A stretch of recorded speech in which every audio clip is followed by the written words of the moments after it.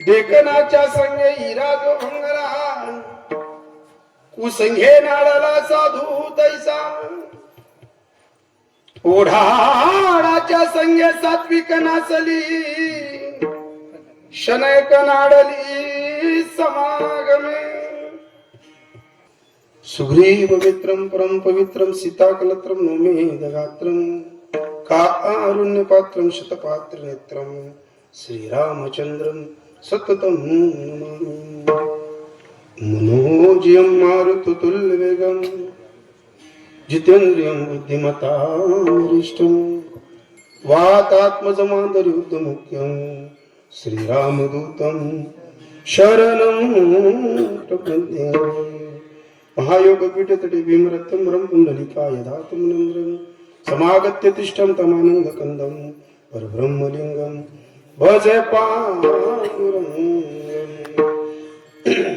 पांडुरंगा गुरु प्रथम नमन दुसरे चरण संतांची या त्यांच्या कृपादान कथेचं विस्तारून बाबाजी सद्गुरुदास तुका ओम नमो ज्ञानेश्वरा करुणा करा दयाळा तुमच्या अनुग्रहाला दलो पावन झालो चराचरी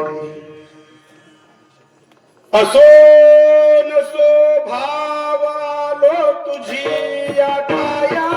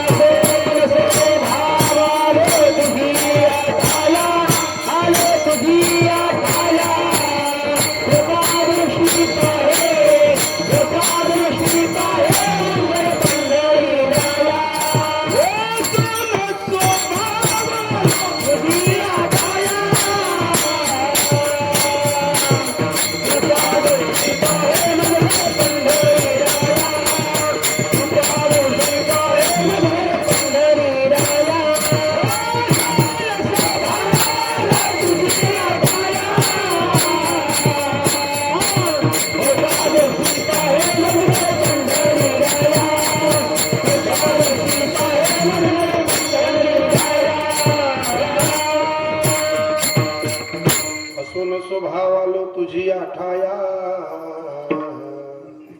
कृपा दृष्टी पाहे मचकड पंढरी राया सेवे लागी सेवक झालो सेवे लागी सेवक झालो सेवे लागी सेवक झालो सेवे लागी सेवक झालो जगन्नाथ तुमचा लागलो निजकरा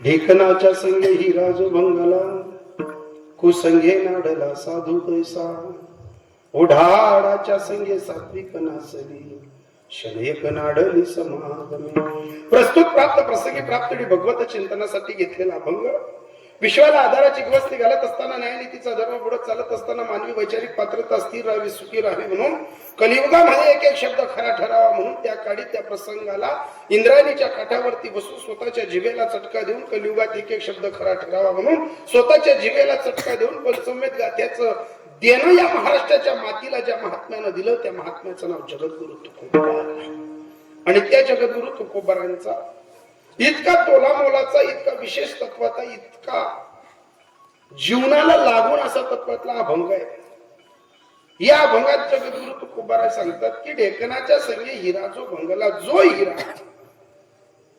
कधीच फुटणार नाही कधी तुटणार नाही नवे नवे तो हिरा तुम्ही आयरणीवरती ठेवला आणि घनाने घाव मारला तो आयरणीत चालला जातो पण फुटत नाही पण तोच हिरा जर ढेकनाच्या संगतीत आला ऐका ना तर त्याचं अस्तित्व काही उरत नाही नाही उरत हो पण तोच एकदा का त्याचा स्पर्श ढेकून आता ढेकून म्हणजे आपल्या पद्धतीत आता ढेकून सांगायला गेलं तर बादूड आईराणी भाषेत त्याला काय म्हणायचे बाबा हो बादूड खानदेशी भाषेत त्याला काय म्हणतात बादूड पण ऐका ना आता 10-20 वर्षापासून बादूड कोणाच्या जिथं दिस नाही बादूड मेले बुवा ऐका ना पहिले नाही तर जुन्या बाया काय करायच्या सुनांना एकच सांगायच्या भाई काम धंदे आवरले गेले तुझं ही खाट पकड आणि आपण तुमच्याकडे पण होतेच ना ते. हो, मग मला सांगायचंय 10-20 वर्षापासून ते बादोड दिसत नाही. मग बादोड गेले कुठं? बादोड दिसत नाही, मग बादोड गेले कुठं? घाटांवरती जे बादोड होते ना ते मेले, पण त्यांचा आत्मा काही लोकांच्या अंगात घुसून गेला. काय माणसं राहून बादोडाच्या वृत्तीचे बरं काही नाही. माणसं राहून बादोडाच्या वृत्तीचं कार्य करतात काही काही. पण एक लक्षात ठेवा, ढेकणाच्या संगे हिरा जो बंगाला, अरे ऐरणीवरती ठेवल्यानंतर घणानं मारावा तरी तो हिरा फुटत नाही, तो ऐरणीत जातो. याचा अर्थ असा आहे, 5-5 पिढ्यांची प्रॉपर्टी आजोबा पंजोबा खापर पंजोबांनी आपल्या वाटेला दिलेली असते. त्यांनी लोणचं भाकर खाऊन त्या प्रॉपर्ट्या जतन केलेल्या असतात, रक्ताचं पाणी करून त्या प्रॉपर्ट्या जतन केल्या असतात. 5-5 पिढ्यांची प्रॉपर्टी आपल्या पदरी आल्यानंतर ती आपल्याला भोगताना जर आपली त्यात संगत चुकली ना, तर 5-5 पिढ्यांची प्रॉपर्टीला एका संगतीमुळे राख लागून जाते. ढेकणाच्या संगती हिरा जो भंगाला, कुसंगे नाडाला साधू जायचा. साधू सुद्धा नाडला जाऊ शकतो. तर आपली काय गंमत आली, तर तुकोबांनी उदाहरण दिलं की गोठ्यामध्ये मळ्यामध्ये 10 लिटर गाय दूध देते. तिला मालक 2दा ढेप ठेवतो, 4दा चारा टाकतो, ऊन वारा पाऊस सर्व टीप ठेवतो. पण एखादं ढोर गावातलं सुनाट असेल, सैराट असेल, ईदौट असेल, न वडण लागलेलं बेरट असेल, आगाऊ असेल, एखादं ढोर अर्ध्या रात्री आपल्या गोठ्यात यावं, आपली 10 लिटर गाय दूध देते, त्याच्याशी मारामारी करावं, दावं तोडावं. ढोर ते ढोर, त्या ईदौट ढोरामिता, सुनाट ढोरामिता, बेरट ढोरामिता, ते रात्रभर फिरलं. कोणाच्या मड्यात, कोणाच्या गोठ्यात, कुठं गटारीत, कुठं हवेलकडे तोंड भरलं, दावं भरलं. सकाळी मालकाने पकडलं, खुंट्याला बांधल्याबरोबर मालकाने चांगल्यापैकी धुतलं, मारलं, ठोकलं. मला सांगा कीर्तन ऐकणारे दादा, ज्या गाईला 10 लिटर दूध देत येत होतं, तिची मालक टीप ठेवत होता, तिनं दावं तोडलं, तिला मालकाने मारलं, त्याच्यात तिचा गुन्हा काय? गुन्हा आहे काय तिचा? ऐका ना, हे ईदौट आलं नसतं, हाय बिरड येत नाही, हाय आगाव येत नाही, हाय गाव सुनाट येत नाही, चांगला डोरणी बदनामी होती नाही, याला मार खावा लागला नसता. मग हे सूत्र आहे, इज्जत कमवण्यासाठी सर्व हायती चालली जाते. इज्जत गमवायला फक्त क्षण लागतो. काय इज्जत गमवायला क्षण लागतो? एखाद्या सज्जनाच्या घरी नालायकानं चुल्यापर्यंत जायची गरज नाहीये. एखाद्या सज्जनाच्या पायरीवर जरी नालायक उभा राहिला ना, तरी त्याच्या जीवनाला डाग लागून जाऊ शकतो. कारण नालायक असतो. सज्जनाचा सुगंध कमी येतो, पण दुर्जनाचा सुगंध दरवडायला वेळ लागत नाही. पण ऐका ना, ओढाणाच्या संगे सात्विक नासली, शनयक नाडली. एका क्षणात माणसाची कमवलेली 5-5 पिढ्यांची इज्जत सुद्धा चालली जाते. ज्या खटल्यांचा बाप लोकांच्या गावात न्याय करत होता ना, अशा वाघाच्या घरात लांडगे सुद्धा न्याय करायला येत होता. हो, पण याच्यासाठी तत्व दिलं, तुमचं आणि माझं कुटुंब गोड हिऱ्यामध्ये सारखं आहे. जोपर्यंत सोन्याला डाग लागत नाही ना, तोपर्यंत त्याची किंमत घटत नाही. सोन्याचं बिस्किट करा, सोन्याचा गोळा करा, सोन्याचं काहीतरी तत्व बनवा तुम्ही. त्याला फक्त अलंकारात किंवा काही वस्तूत अर्पण नका करू. त्याला 24 कॅरेट म्हटलं जातं. त्याला डाग नाही ना, त्याची किंमत कमी होत नाही. मग जसं आपल्या घरांमध्ये स्वार्थ नावाचा डाग लागत नाही, माझापणाचा डाग लागत नाही ना, तोपर्यंत कुटुंबांची प्रगती होते. पण ज्या दिवशी बाया माणसं माझं म्हणायला लागणार ना, हाय तुकडं म्हणा, हाय वावर म्हणा, हाय दार म्हणा, या म्हशी म्हणे, हाय इयर म्हणे, हाय कांदांचा म्हणे, हाय आमना वाटावर, हाय तुमना वाटावर, याचा परिणाम काय झाला? आपण फक्त घरात नाही भिंती उभ्या केल्या, हृदयात सुद्धा भिंती उभ्या राहिल्या. फक्त त्याच्या हृदयातनी भिंती उभ्या राहिल्या. येणाऱ्या पिढींचं अनुकरण आपल्या लोकांचं, ज्येष्ठ लोकांचं अनुकरण केलं. याच्यात परिणाम काय झाला? माझं म्हणण्यात आपले विचार इतके दूषित झाले की ज्या घरात तो सोन्याचा धूर निघत होता, तिथं स्वार्थाचा आगीचा लोप लाभल्यामुळे रक्ताची नाती पातळ झाली. जी लोक एका थाटीत जेवत होती ते आता एकमेकाच्या तोंडाकडे बघत नाही, दाखाच्या संगती सोने घेऊन आणि मोल ते तुटले लक्षपोटी. ज्या परिवाराचा आदर्श गाव परिसर घेत होता त्या तुम्ही एवढा 90 किलो ना कीर्तन काढले बे राहिला ते सासूची तिरव दिशा. आणि मोठं लेबे ऐकतीत नाही, दाखल लेबे ऐकतीत रे. ऐका ना, हो मी मला सुकना जाऊ द्या ग. मला तर पहिलेच करते सांगितले, सुकना जाय आणि सुकना ये. तरी मी कालपासनं घरातनं निघालेलो ना, तरी मी गाडीत बसताना मला पत्नीनं, मी गाडीत बसलो तरी मला पत्नीनं इंटिमेशन दिली, सुकना जाय ज्या. आणि सुकना येता. मी गाडी मी उतरली ना म्हणजे काम उतरणार म्हणतो तू अशी जावं टेम्पे स्टोकस का म्हणून आले असं गाडीवर बटन टेम्पे स्टोकस का म्हणतो देख मला 10 एक मांजरी आड्या घातला चाली पण तू नको येत जाऊ. मला 10 एक मांजरी आड्या जाऊ दे पण तू नको येत जाऊ म्हणल्या म्हणे मला मांजर म्हणल्या काय बी म्हणल्या पण मी टोक सुद्धा म्हणतो अशी टोकस का म्हणतो म्हणे तुम्हाला स्वभाव असा ग्रंथ आहे. कोणी कीर्तन मोबाईल आहे कधी कोणी दाखवला कोणी उठीन कधी साऊंडवाला कधी पकवाजवाला कधी गायक कधी तुम्हाला काहीच सैन नाही. तुम्ही असं काही माहिती बोली पडतच मग तो मी बोली पडस तू इथली संजय आहे का दूत राष्ट्राला निरोप दिलाय तू तर मी आठ तुला कस काय मारतील तर बोलतील मी बोलेल तुझं काय म्हणे आता कलियुग आहे आता तर कर नाही मग तुला काय दे राहिलं म्हणे आसान पायरी एखादा दिन लोक घेरतील नियाना पिया करतील असं वांगानागत सुजाडी साजाडी गरदाडती पण तो मला आणते तुला काय बापन नाही आणि मना बी काही बापन जाऊ आणि पण तुम्ही बी आरती राखली जर उन्हात ना सुजेल शेत उतरेल शेत मी बी तिचंही म्हणणं बरोबर होतं आपली तब्येत तर डेव्हलप होत तिथं ती काय त्याच्यामुळे मी याला लहान करून सांगतो बहीण नाते उडच्या ना का होत गंगा यमुना सरस्वती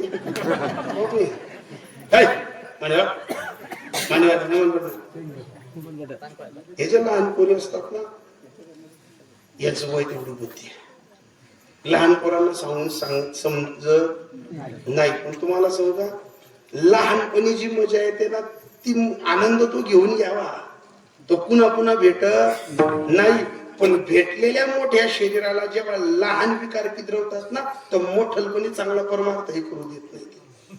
लहानातले लहान विकार चांगला परमार्थ करू देत नाही. वेळे होते का तुकोबा बोलायला लहानपण देगा देवा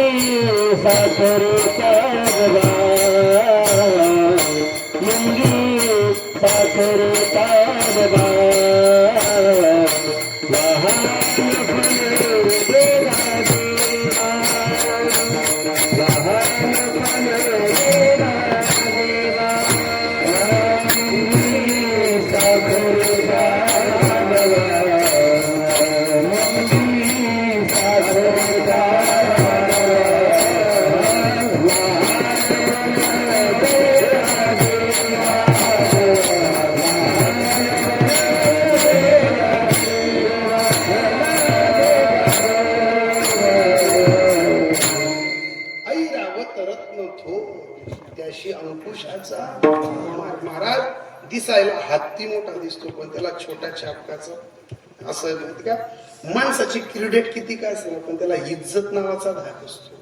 किरडेट नावाचा धाक असतो तो पूर्णपणे निभवताना लई त्रास होतो. मग तुम्ही संसारात प्रगती करा का परमार्थात प्रगती करा.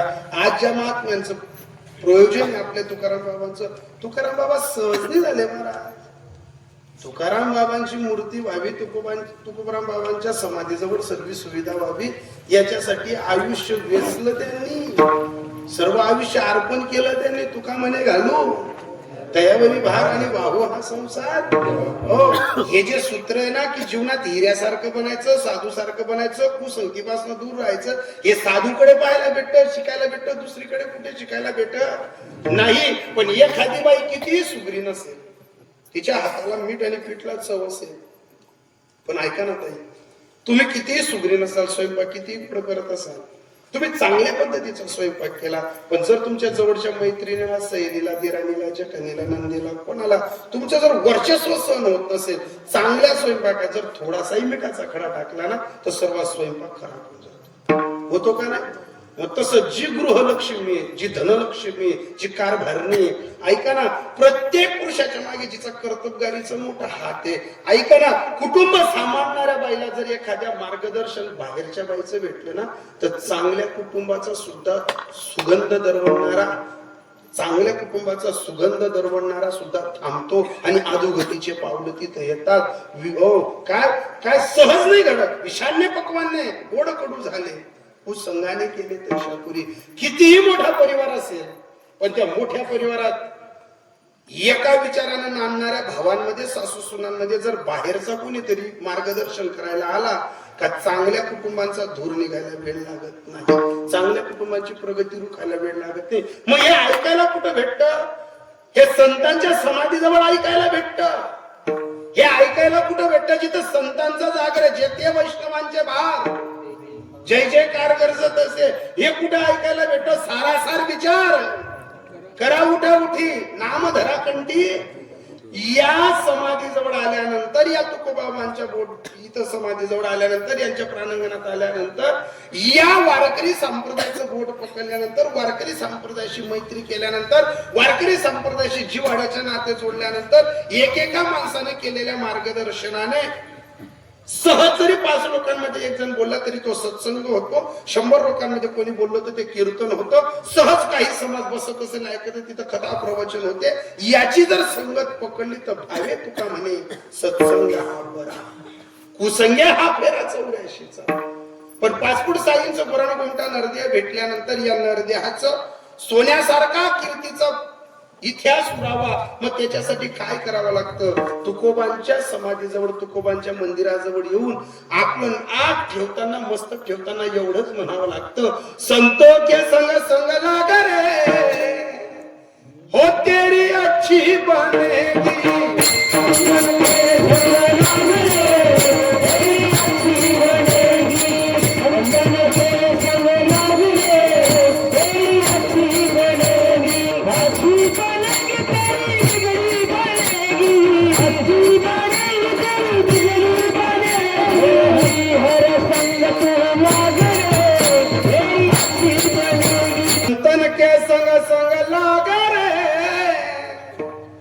तेरी अच्छी बनेगी. ध्रुव जी की बन गई, प्रहलाद जी की बन गई, हरि संगत में तू नाच रे, ओ तेरी बिगड़ी बनेगी, बिगड़ी बनेगी तेरी अच्छी बनेगी. संतों के संग संग नाच रे, हो तेरी बिगड़ी बनेगी. महाराज, या नरद्याची किंमत आपल्याला कळत नाही. हा नरद्या नाचकाय पुसकाय सडकाय, पण या नरद्याचे तत्व याच देही घडे. देवाचे भजन देवे दिला देह, भजन गुमटा तोया झाला फाटा बाधे. संसारातल्या प्रपंचातल्या फाटा म्हणजे अडचणी बाजूल करण्याचं काम फक्त साधूच्या चरणाजवळ तो मार्ग सापडतो. दुसरा मार्ग कुठे सापडत? साधू पहिले एक सूत्र देतो, मनुष्य जन्म अनमोल रे,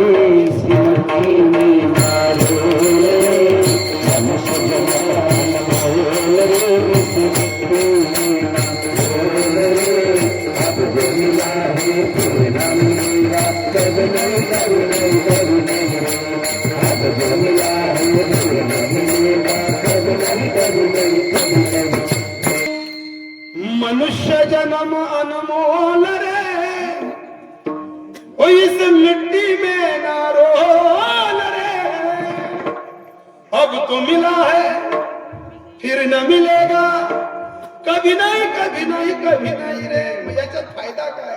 तू सत्संग में आया कर, हो गीत प्रभु के गाया कर, सांझ सवेरे बैठ के बंदे ध्यान प्रभु का लगाया कर. कुछ नहीं लगता मोल रे, इस मिट्टी में ना रोल रे, अब तो मिला है फिर न मिलेगा, कभी नहीं कभी नहीं कभी नहीं रे. हे साधूंनी सांगितलं ना महाराज. हेच तुकोबा सुद्धा बोलले होते,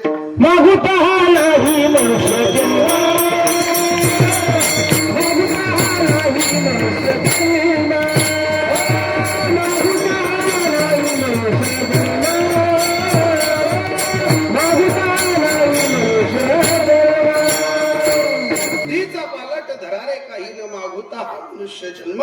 हे तुकोबरायांनी सांगितलं होतं. आता तरी पुढे हाती उपदेश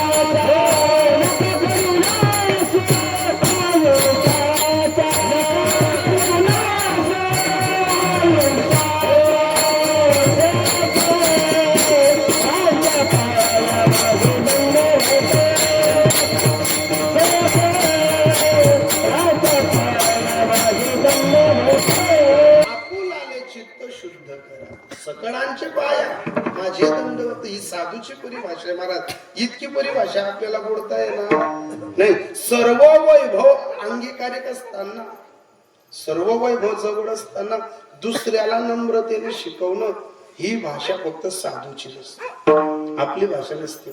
ऐका हो. आणि या नरध्याची तत्वता लक्षणं साधूकडे गेल्यानंतर कळतात. पण साधूकडे गेल्यानंतर आपलं जीवन हिऱ्यासारखं आहे, आपली वृत्ती साधू सारखी आहे. आपली संगत कुठं पाहिजे, आपली बैठक कुठं पाहिजे, आपला व्यवहार कसा पाहिजे, आपलं आचरण कसं पाहिजे, आपण पात्र किती पाहिजे, आपण पवित्र किती पाहिजे, हे आपल्याला देव कधी शिकवत नाही. देव आपल्याला कधी शिकवत नाही. ज्या सद्गुरूकडनं आपण मंत्र घेतलेला असला, ज्या सद्गुरूला आपण गुरुतत्वाने मानलेलं असतं, त्या सद्गुरूकडनं एखाद्या दिवशी नाही तर तुमची साधना चांगली असेल तर तुम्हाला तुमच्या जीवनात साक्षात्कार होईल. आणि तो साक्षात्कार तुकारामजी बाबांच्या नशिबी आला होता, पारब्धी आला होता, त्यांच्या जीवनात घडला होता.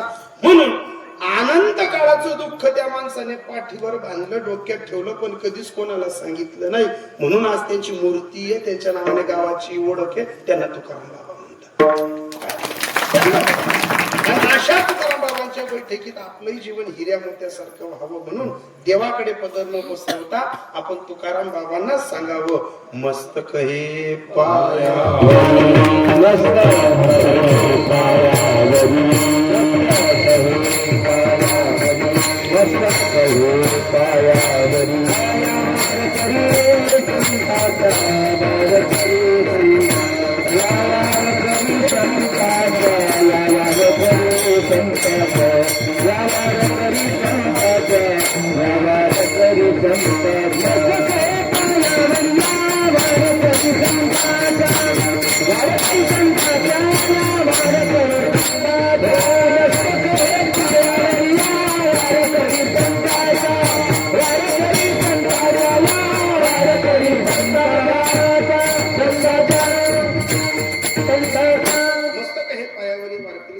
सलाबादाप्रमाणे चालत असलेला अखंड हरिनाम कीर्तन सुद्धा पाहता पाहता इथं वर्ष कितवं दिलंय बुवा. अखंड हरिनाम कीर्तन सप्ताह, ज्ञानेश्वरी पारायण, देखणा सोहळा या भूमीत चालत असताना नाशिकच्या परिसरात मोठ्या मोठ्या साधू संतांच्या पदस्पर्शाने ही भूमी पावन आहे. इथलं पाणी पवित्र आहे, इथला डोंगर पवित्र आहे, इथली माती पवित्र आहे, इथलं फळ पवित्र आहे, इथलं माणसं पवित्र आहेत. या सर्व गोष्टींना पवित्र करण्यासाठी या भूमीत साधूचं येणं झालं, म्हणून ही भूमी पवित्र. आणि त्या भूमीतला प्रतिपाद्य मान वाढवण्याचं काम ज्या महात्म्याच्या आशीर्वादानं अख्ख्या महाराष्ट्रात या गावाचं नाव प्रचलित झालं की तुकारामजी बाबा. हो ऐका ना, बोराणेकर म्हणजे या गावाचं नाव माळमाथ्यापासून तर तापीच्या किनाऱ्यापर्यंत, तापीच्या किनाऱ्यापासून तर चंद्रभागेच्या काठापर्यंत, तर चंद्रभागेच्या काठापासून तर नर्मदा मायेच्या काठापर्यंत. ऐका ना महाराज, मथुरेपासून तर दिल्लीच्या कानाकोपऱ्यापर्यंत, दिल्लीच्या कानाकोपऱ्यापासून तर नाशिक जिल्ह्याच्या तड्यामळाच्या कानाकोपऱ्यापर्यंत. अरे ज्या माणसानं अतिशय इथल्या माणसांची मस्तक सुधारली, मस्तकांच्या जीवनातला सर्व भार विसरून देवाच्या मार्गाला ज्या महात्म्यानं लावलं, त्या तुकाराम बाबांच्या या प्राण प्रतिष्ठा म्हणा, मूर्तीची स्थापना म्हणा, या अनुषंगाने चालत असलेला हा देखणा सोहळा. आणि ग्रंथराज ज्ञानेश्वरी पारायण सुद्धा आहे, ज्यांच्या मार्गदर्शनाने ग्रंथराज पारायण चालू आहे. मला वाटतं नामदेव महाराज रात्रीकर, बरोबर का, नामदेव बाबांच्या माध्यमातून ज्ञानेश्वरी पारायण चालू. आता ज्ञानेश्वरी पारायण म्हणजे तुम्हाला सांगू का, ज्ञानेश्वरी पारायणाला बसण्यासाठी गतजन्माचं पुण्य लागतं. किती लोक बसलेत तरी बसलेत का? 5-7 लोक बसलेत का? 2-4 लोक बसलेत का? 3-4 लोक बसलेत का? 1-2 जण बसले का कोणीच बसलं नाहीये? 25-30 जण बसले. अरे मग तुमच्यासाठी तुम्ही टाळ्या वाजा ना एकदा. त्याच्या बसणार आहे त्या गरज पहिले तर फक्त जेवणारा येते. आणि खरं सांगू का जेवणारच नाही इतकी गर्दी होती. तिथला जर बटा जर कीर्तनले आहे मंडप सुद्धा सोडणं पडता.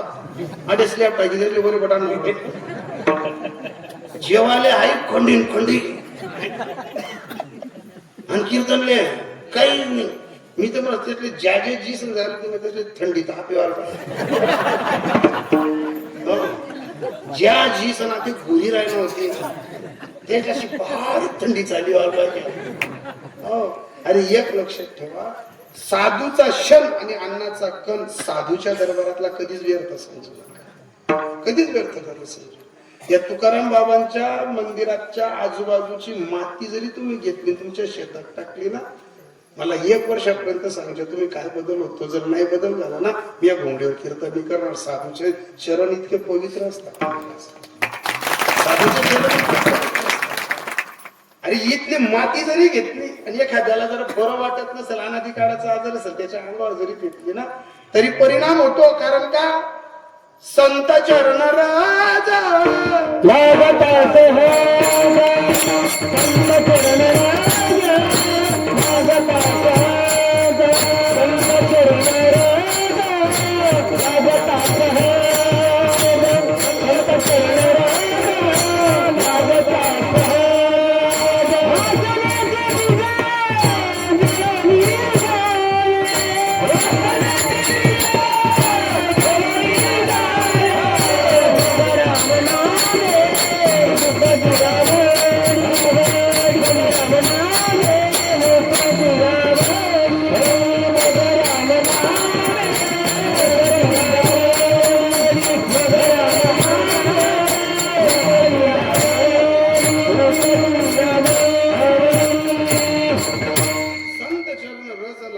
सहज वासनेची बीज जोडूनच आहे. मी सकाळी कानपाट ज्ञानोबरांची एक ओवी वाचली. देखा साधूक निघून जाय. शब्द मला एखाद्या वेळेस भूलचूक होते एखाद्या शब्दामध्ये मी कानपाट वाचलेली पाहता देखा साधूक निघून जाय मागाची पाऊलाची ओढूर आहे आणि ते ठाई अनामादिक ज्या ठिकाणी साधू एकदा भजन करायला थांबला तर येणाऱ्या 7-7 पिढींचं कल्याण होतं त्या भूमीत राहिल्यानंतर. अरे साक्षात जिथं ज्यांची समाधी आहे साक्षात ज्यांची मूर्ती स्थापन आहे इथं असा कितीही रंजलेला गांजलेला दुःखी कितीही येऊ द्या फक्त त्याने एकदा का तुकोबांच्या चेहऱ्याकडे तुकाराम बाबांच्या चेहऱ्याकडे पाहिलं रामरायाच्या मूर्तीकडे पाहिलं काही एकच तत्व सापडेल. आग गेला अवघात झाला आनंद आणि तो आनंद जेवण करून जे कीर्तनाला बसले ना त्यांना सापडेल. जेवण करून जे कीर्तनाला बसले ना त्यांना सापडेल. आणि ज्या चारी कुका तंग करी या हात बी वाचणार आणतात तोंड बी वाचणार आणतं ते सकाळी अशी शुगर होईल जीव डकट तेच ना काही करता काही जाय नाही तर मला नका दोन ते घ्या ऐका ना गाव सांगे मग पटला होता काय होता ऐका ना आड्यावाटा नागात ऐका हो ज्या महात्म्याचं इथं एवढं मोठं वास्तव आहे त्या महात्म्याच्या कुशीतले लेकर आहोत आपण आणि सर्वजण तोला मुलाची मंडळी आहे. मी कोणाकोणाचे आभार मानू महाराज पण सांगेल तुम्हाला संतांच्या मांदी आडीत ज्या माणसांनी पहिल्या दिवसापासून तर शेवटच्या दिवसापर्यंत संत पंगत सकाळ आणि संध्याकाळी घेतली ना त्या सर्वांचं मन भरकवतो. आज केवढी मोठी पंगत होती ज्यांच्याकडे आजची पंगत होती मला वाटतं भालचंद्र व श्री सुनील मनसाराम देसले यांच्याकडून मनसाराम भिका देसले यांच्या स्मरणार्थ ही पंगत होती. म्हणजे मला तरी असं वाटतं वडिलांच्या स्मरणार्थ ही पंगत घेतल्यानंतर अरे ज्यांच्या वडिलांच्या स्मरणार्थ कीर्तनाची साधूच्या दरबारातली पंगत आहे अरे ज्या पंक्तीच्या अगोदर हरिपाठाचं तत्व त्या प्रसादात गेलं त्या अन्नात गेलं. अरे जी माणसं जेवत असताना तुकोबांना आठवताना त्या पूर्वजांना आठवताना मी एकच सांगेल महाराज या भालचंद्र दादांनी आणि सुनील दादांनी घेतलेलं हाती जे आज तत्व होतं या तत्वाला एक लाभलेलं तत्व होतं वदनी कवड देता नाम व्यासते तुझे सहज हवन होते नाम घेता फुकाचे जीवन करी जीवित्व अन्न हे पूर्ण उदर भरणे नोहे झाले तसे आज जेवढ्या पंक्ती उठल्या जेवढे पाने उठली तेवढी यज्ञ झाली आणि तेवढी यज्ञांचं पुण्य त्यांच्या वाडवडिलांच्या नशिबी लागत असताना ज्या लेकरांनी माता पित्यांच्या स्मरणार्थ पंगत घेतली अन्नदान केलं ज्ञानदान केलं त्यांच्यासाठी ज्ञानोबारा एक तत्व देतात ज्ञानदेव म्हणे झाला हरी पाठ पूर्वजा वैकुंठ मार्ग झाला हरिपाठ पूर्वजा वैकुंठ मार्ग बरं हा मार्ग का फक्त भालचंद्र दादांचा सुनील दादांच्या वडिलांचा नाही बरं पहिल्या दिवसाच्या पंक्तीत सकाळ आणि संध्याकाळ आणि शेवटच्या महाप्रसादापर्यंत ज्या ज्या दादांनी हातात पाणी घेतलं आणि सोडलं महाराज त्यांच्या पूर्वजांसाठी मग बरेच जण म्हणतील महाराज साधूच्या दरबारात आम्ही अन्नदान केलं आमच्या वाडवडिलांना स्वर्ग भेटला त्यांना मुक्ती भेटली मग आमचा काय फायदा त्यांचा तर इमाचा हप्ता मंजूर झाला आमचं काय तुम्हाला सांगू का साधूच्या दरबारात आपण अन्नदान केलं का स्वतः पवित्र होतो ज्या घरातून ते अन्नधान्य आणलं ती वास्तू पवित्र होते त्या वास्तूमध्ये जो गजर चालत होता की आम्हाला पंगत घ्यायची आमच्याकडे कीर्तनकार येणार आहेत तो जो ध्वनी पसरतो ना त्या ध्वनीतनं सर्व घरबार पवित्र होतं आणि या पवित्र मंगल वातावरणाला माझा काहीच पुरावा नाही याला सुद्धा ज्ञानोबरांचा पुरावा आहे हरिपाठ कीर्ती मुखे जनी गाय हरिपाठ कीर्ती मुखे जनी गाय हरिपाठ कीर्ती मुखी जनी गाय हरिपाठ कीर्ती मुखी जनी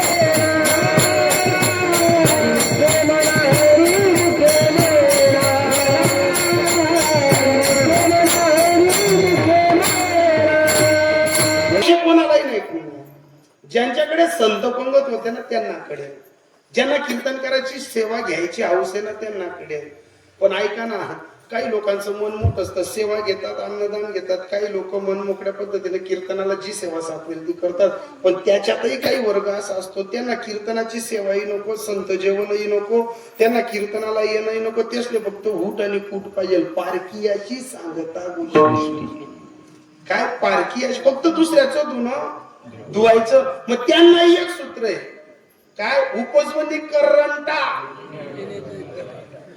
ज्यांना माडकरी आवडत नाही ना उपस्वनी करंटा ज्यांच्याकडे साधू जेवायला जात नाही ना उपस्वनी करंटा जे वारकऱ्यांना नाव ठेवतात ना उपस्वनी करंटा जे या मंडपात आलेल्या लोकांना वेड्याच्या गणतीत काढतात ना उपस्वनी मग त्यांच्यासाठी कोणतं सूत्र आहे यमाचा पाहुणा प्राणी हो यमाचा पाहुणा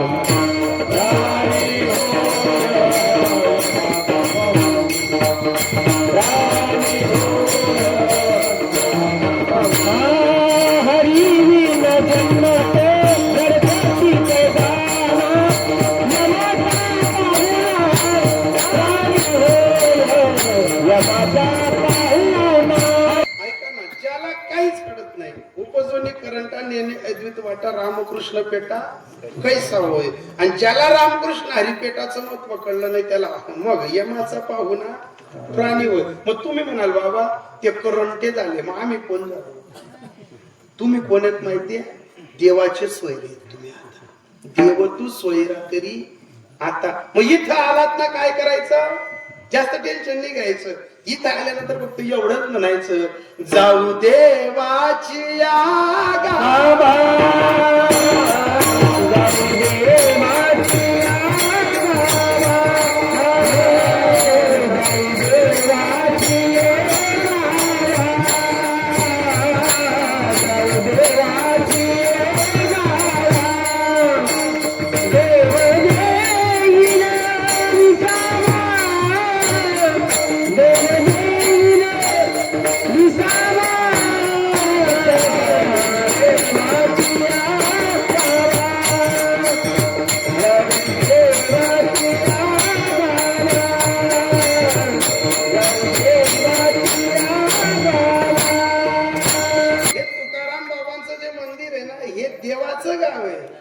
जिथं समाधी राहते ना महाराज, ऐका एक वाक्य अंडरलाईन करून घरी घेऊन जायच्या. ज्या गावात संतांची समाधी राहते ना, ते गाव नाही राहत, ते गाव नाही राहत, ते तीर्थक्षेत्र होते. आणि त्या तीर्थक्षेत्रावरती त्या प्रांगणात आलं की आपण मनाची मैत्रीता त्या समाधीशी करताना सांगायचं, जाऊ देवाची या गावा, देव देईल विसावा. आणि तिथला विसावा भेटला का मग सांगायचं, देवा सांगू सुख दुःख, देव निवारील भूक.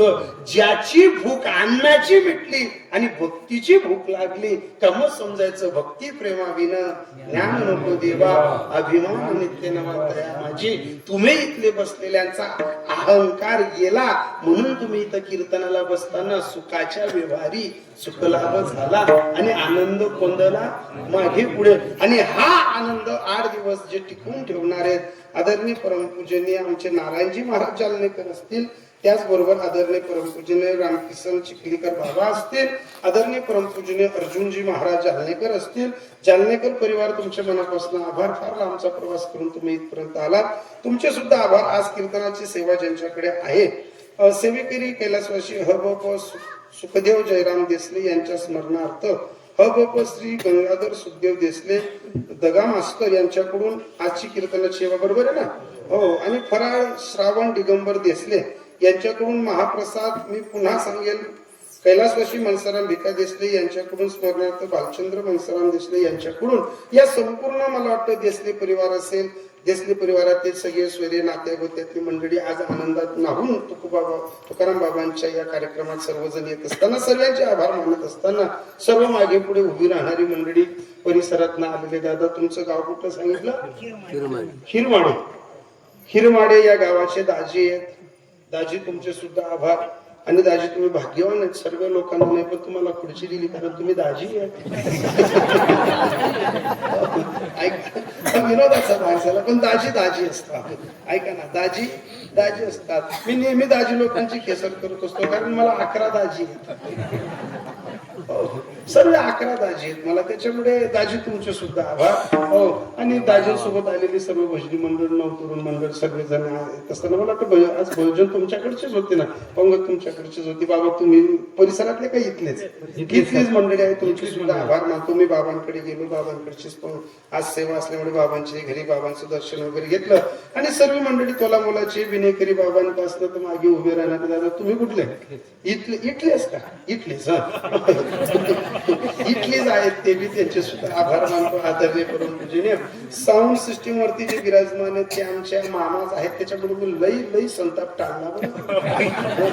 त्यांनी पहिलेच माझे कान टोकले. मी नितीन दादांचा मामा आहे, माझे सर्व पत्ते गड्डीवर ठेवले. माझा मूड अजिबात लागत नव्हता, पण माझ्या मामाच्या 100 गाई. मी तसं काहीच बोललो नाही, मी तसं काहीच बोललो नाही. मी फक्त मामाच्या 100 गाई बोललो. ते तुम्ही बोलतायत पुढे. हो हो, मामी माझी सुगरण आहे. हो, ऐका ना, सर्व मामा लोक असतील, मामी लोक असतील, त्यांचे सगळ्याचे आभार मानतो. मामा वयाच्या मानाने साऊंड चांगला हँडल करतात, पण मामा याजना काम ना पहिले ती पण साहित्य वाढा. का मंदिराचं हे तुमचं जे ना 5 रुपये शेकडा ना दिसत मामा आपला मग पण वाढावा. ऐका मामा तुमचे सुद्धा आभार मानतो. साऊंड सिस्टीम वरती मामा विराजमान आहेत. सर्व वस्तींवरची मंडळी आहे, गावातली मंडळी आहे, तोलामोलाची मंडळी आहे, युट्यूब वरती आलेल्या आहेत. दादा तुमचे सुद्धा आभार. सर्व माय माऊला तुम्ही सुद्धा आला, तिथपर्यंत सर्वांचे आभार. मी आल्या त्या पुरीवरती संताप केला, कारण का पुरी कीर्तनामध्ये मोबाईल खेळत होत्या. मलाही घरी जाऊन 3 पुरी आहेत महाराज, मलाही धाक ठेवावा लागतो. कारण का बापाचं हृदय कुठंतरी वाईटपणा दिसला की ते बोलतच. मग माझ्या बोलण्याचा जे राग आला, त्यांची प्रगती कितपत होईल तो विषय जाऊ द्या, पण त्यांनी एका शब्दावर ऐकलं म्हणजे घरांगणाचं लेकरू लगेच ओळखलं जातं. हा तो तत्वाचा भाग होता. सर्व मंडळी तोला मोलाचे. माझ्याकडनं जर कोणाचं नाव सुटलं असेल तर मला ज्यांनी बऱ्याच दिवसापूर्वी तुकाराम बाबांच्या निमित्तानं तारीख दिली, मला वाटतं नत्थू दादा दिसले ना, नत्थू दादा दिसले बऱ्याच दिवसापासून मला कॉन्टॅक्ट मध्ये होते, पण आज असा फोनवर फोन करत होते. म्हणतो भिडीन ना मी, थांबा ना तुम्ही. मी त्यांना सांगितलं, म्हणतो येतो मी. नाही म्हणे बाबा असं तसं, पण इथं आल्यानंतर कळलं की एवढी मोठी पंगत यजमानाच्या घरी जाणार. तुमचा रुसवा सत्य होता, पण माझाही रुसवा असा होता, मी एकादशी पासून घर सोडलंय बाबा, मी अजून घरी गेलो. माझे कपडे मला बहिणीकडे टाकायचे होते धुवायला, त्याच्यामुळे मला वेळ लागला. कारण आता पाहुणाशी गोड बोलणं होतं, मग बहिले कपडे धुवायला. जर पाहुणाशी गोड बोलतो नाही, पाहुणा कदा असा खुदी उठता. त्याच्यामुळे काय असतं ते सर्व सांभाळावं लागतं. ऐका, ते सर्व मानपान करत असताना मी आलो. जर यदा कदाचित माझ्याकडनं कोणाचं नाव सुटलं असेल तर तुका म्हणे माझं घडो त्याची सेवा परी माझ्या दैवा पार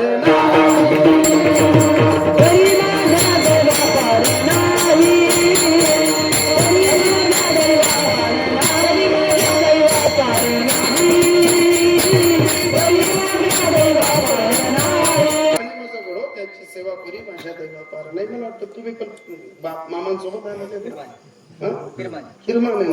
हिरमाने कर तुमचे सुद्धा आभार. जाऊ दे आता त्यांच्याकडे नका पाहू, पण तुम्ही तारुण्य पण संप्रदायाला देताय, तुमचे सुद्धा आभार. दाजींचे पुन्हा आभार. अभंग आहे ढेकणाच्या संगे हिराजो भंगला. दादा ऐका ना, संगतीनं माणूस तारलाही जातो आणि संगतीनं माणूस बदनामही होतो. संगत करना पडो की तो बडत बडत बड जाय, आणि संगत करणं गदो की तो लाता खाते खाते जन्म जा. ऐका ना, तुकाराम बाबांचा प्रवास आयुष्याचा इतका खडतोड होता. पुणे मुंबई कासारा घाटातला जो तिकडचा परिसर आहे ना, त्या परिसरात त्यांचं उर्वरित आयुष्य गेलं. मी तुकाराम बाबांच्या जीवनातला प्रसंग वाचताना एकदा त्यांच्याकडे भाडं नसताना त्यांनी बस स्टँडवर चोरी सुद्धा केली.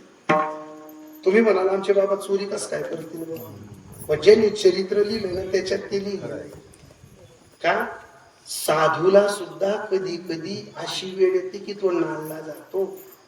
साधू सुद्धा कुठेतरी गुरु पडला जातो. समोर असणारी अडचण, समोर असणारी आपत्कालीन घटना ही निवारण्यासाठी काहीतरी करावं लागतं. पण त्यालाही वारकरी प्रमाणे सत्य बोल मुखे दुखवे अनेकांच्या दुःखे.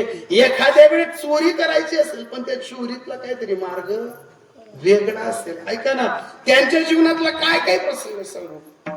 जर तुकाराम बाबांना कृष्णाजी माऊलींनी पर्यंत पोहोचवलं नसतं तर आज या गोराणे गावाचं नाव अख्ख्या महाराष्ट्रात गुंगलच नसतं. का अख्ख्या गावात महाराष्ट्रात मग याला काय महाराज माहितीये का, संगत करणं पडो की.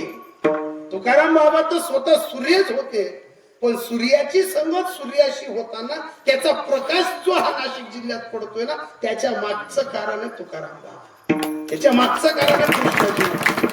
हो, या दोघं महात्म्यांचा संगम, मास्तर बाबा खादेकरांचा संगम या मातीत होत असताना आज ही माती भजनानं आनंदानं डुलत असताना फुलत असताना जीवनात माणूस काहीही करू शकतो, पण संगत चांगली पाहिजे. ऐका ना, संगत काही वेळेस एखाद्या लोकांच्या घरात आहे ना, दोन लोकांची संगत चुकीची असते, दोन लोकांची संगत चांगली असते. रावणाच्याच घरात रावणाची विचाराची संगत चुकीची होती, पण सांगायला साधू होता, महापंडित महापराक्रमी होता.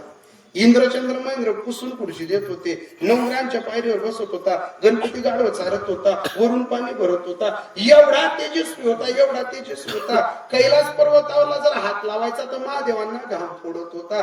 पण एवढा मोठा साधू हृदयाचा माणूस एकलता नियत फिरली, सीतेपर्यंत गेला, पण सहज नाही गेला. सीतेपर्यंत जाण्यासाठी बुद्धी भ्रमिष्ट करणारी सुपर्णखा कुठेतरी भेटली.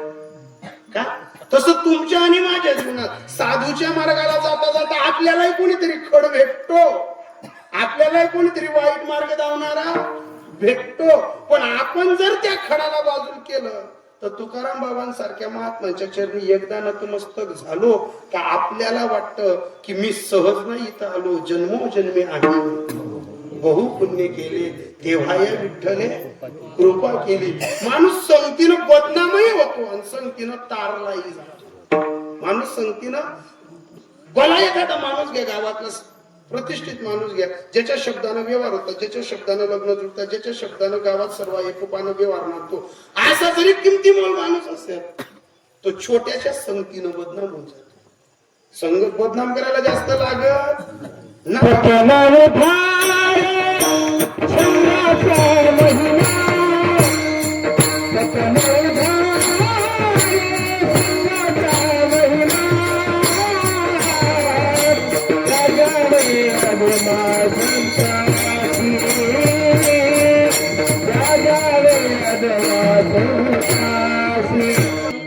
महिमा काय उभं करेल सांगता येत नाही महाराज. पण छोट्यातली छोटी संगत सुद्धा माणसाला बदनाम करून एका तपलाट मोठा विचारवंत धनवंत गुणवंत कीर्तिवंत माणूस बैठकीत बसला की त्याला जर फक्त 20 रुपयाच्या तमाखूच्या पुडीचं जरी व्यसन राहिलं ना, लाख मोलाच्या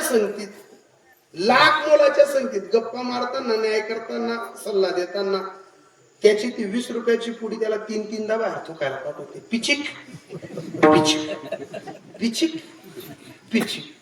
माणूस मूल्यवान आहे, पण बैठकीत न उठवणारी 20 रुपयाची पुडी आहे ना मला. हो ऐका ना, एवढी मोठी वैभवशाली मंडळीला एक 20 रुपयाची पुडी बदनाम करते. आणि तुम्हाला सांगू का, बदनाम करण्यासाठी छोट्यातली छोटी संगत का असते. मी 15 वर्षापूर्वी जेव्हा जालनेकर महाराज कीर्तनाला लागलो ना, तो सुरुवातीला कीर्तनकारांना असं जॉकेट राहायचं नाही, असा पेटा नाही, असं मॅचिंग उपरणं नाही, असं दोतर नाही, साधं वाधा कारभार राहायचं महाराज. तेव्हा सर्वात कीर्तनकाराची मोठी शान काय होती माहिती का? शबनम बॅग. शबनम बॅग कीर्तनकाराचं सर्वात मोठं आवडतं धन. जुन्या कीर्तनकारांना आजही सवय की आपण पंढरपुरात गेलो का आता थोडीशा फॅसिलिटी बदलल्या आपल्या, कारण सर्वच वाढून गेलं आता. ऐका ना, हो तिथे शबनम बॅग होती माझ्याकडे. आमच्याकडे ना खेडी पोखरी म्हणून तापीकडे एक म्हणजे तापी तर आहेच, पण खेडी पोखरी म्हणून इकडे तिकडे असं गाव आहे. इकडे ये आणि तिकडे ये, मध्ये नदी. आता पुलाचं काम आहे तिथं. पण 10-12-15 वर्ष जसं कीर्तनाला लागलं तेव्हा काय एवढे कीर्तन नाही राहायचे मला. 1-2 कीर्तन जर महिन्यात लागलं ना त्याचा फुगायचो मी. असं मला कीर्तन खाली पाय टेकला जायचं नाही, एवढं बाहेर बोलायचो. आता जेव्हा मी त्या नदीपर्यंत गेलो, इकडेही फोकुटा तिकडेही फोकुटा. आणि पहिल्यांदा ते कमी कीर्तन, कमी धोत्र, कमी शर्ट. आता ते सफेद कपडे खराब व्हायला नको, काय धाक असतो सफेद कपडेवाल्यांना विचारा. जे सफेद कपडे घालतात ना त्या मयाले नको म्हणजे तुम्ही फक्त दव्या कपडावाला विचारा. त्याचा नियम इतका बसतीन बी उठतीन बी कपडा बी चटकतील. त्यासले कपडाच नाही धाकरास घर काय उभ्या लागी ना धाकरा. तुम्ही ते सर्व सफेद कपडेवाला विचारा. जर कपडा मग घेत ना बाहेर कितला का वाग आहे ना माणूस, घर कपडा जवळ टाकायचा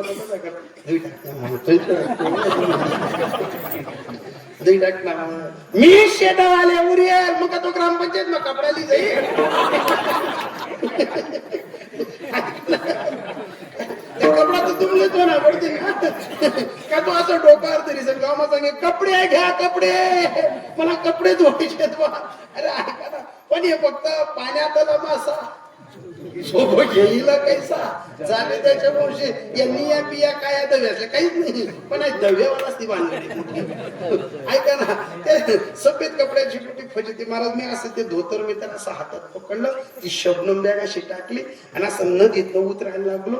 आणि नदीतनं उतरता उतरता मी माझा हरिपाठ करत चाललो होतो. नदीतनं करता करता असं चाललो आणि समोर नदी मा मशीद होणार नाही माझं की शबनम बॅग टाके ते धोतर हातमध्ये आणि त्या मशीद होणार असं वाटणं आपण जे बोला आलो होतो.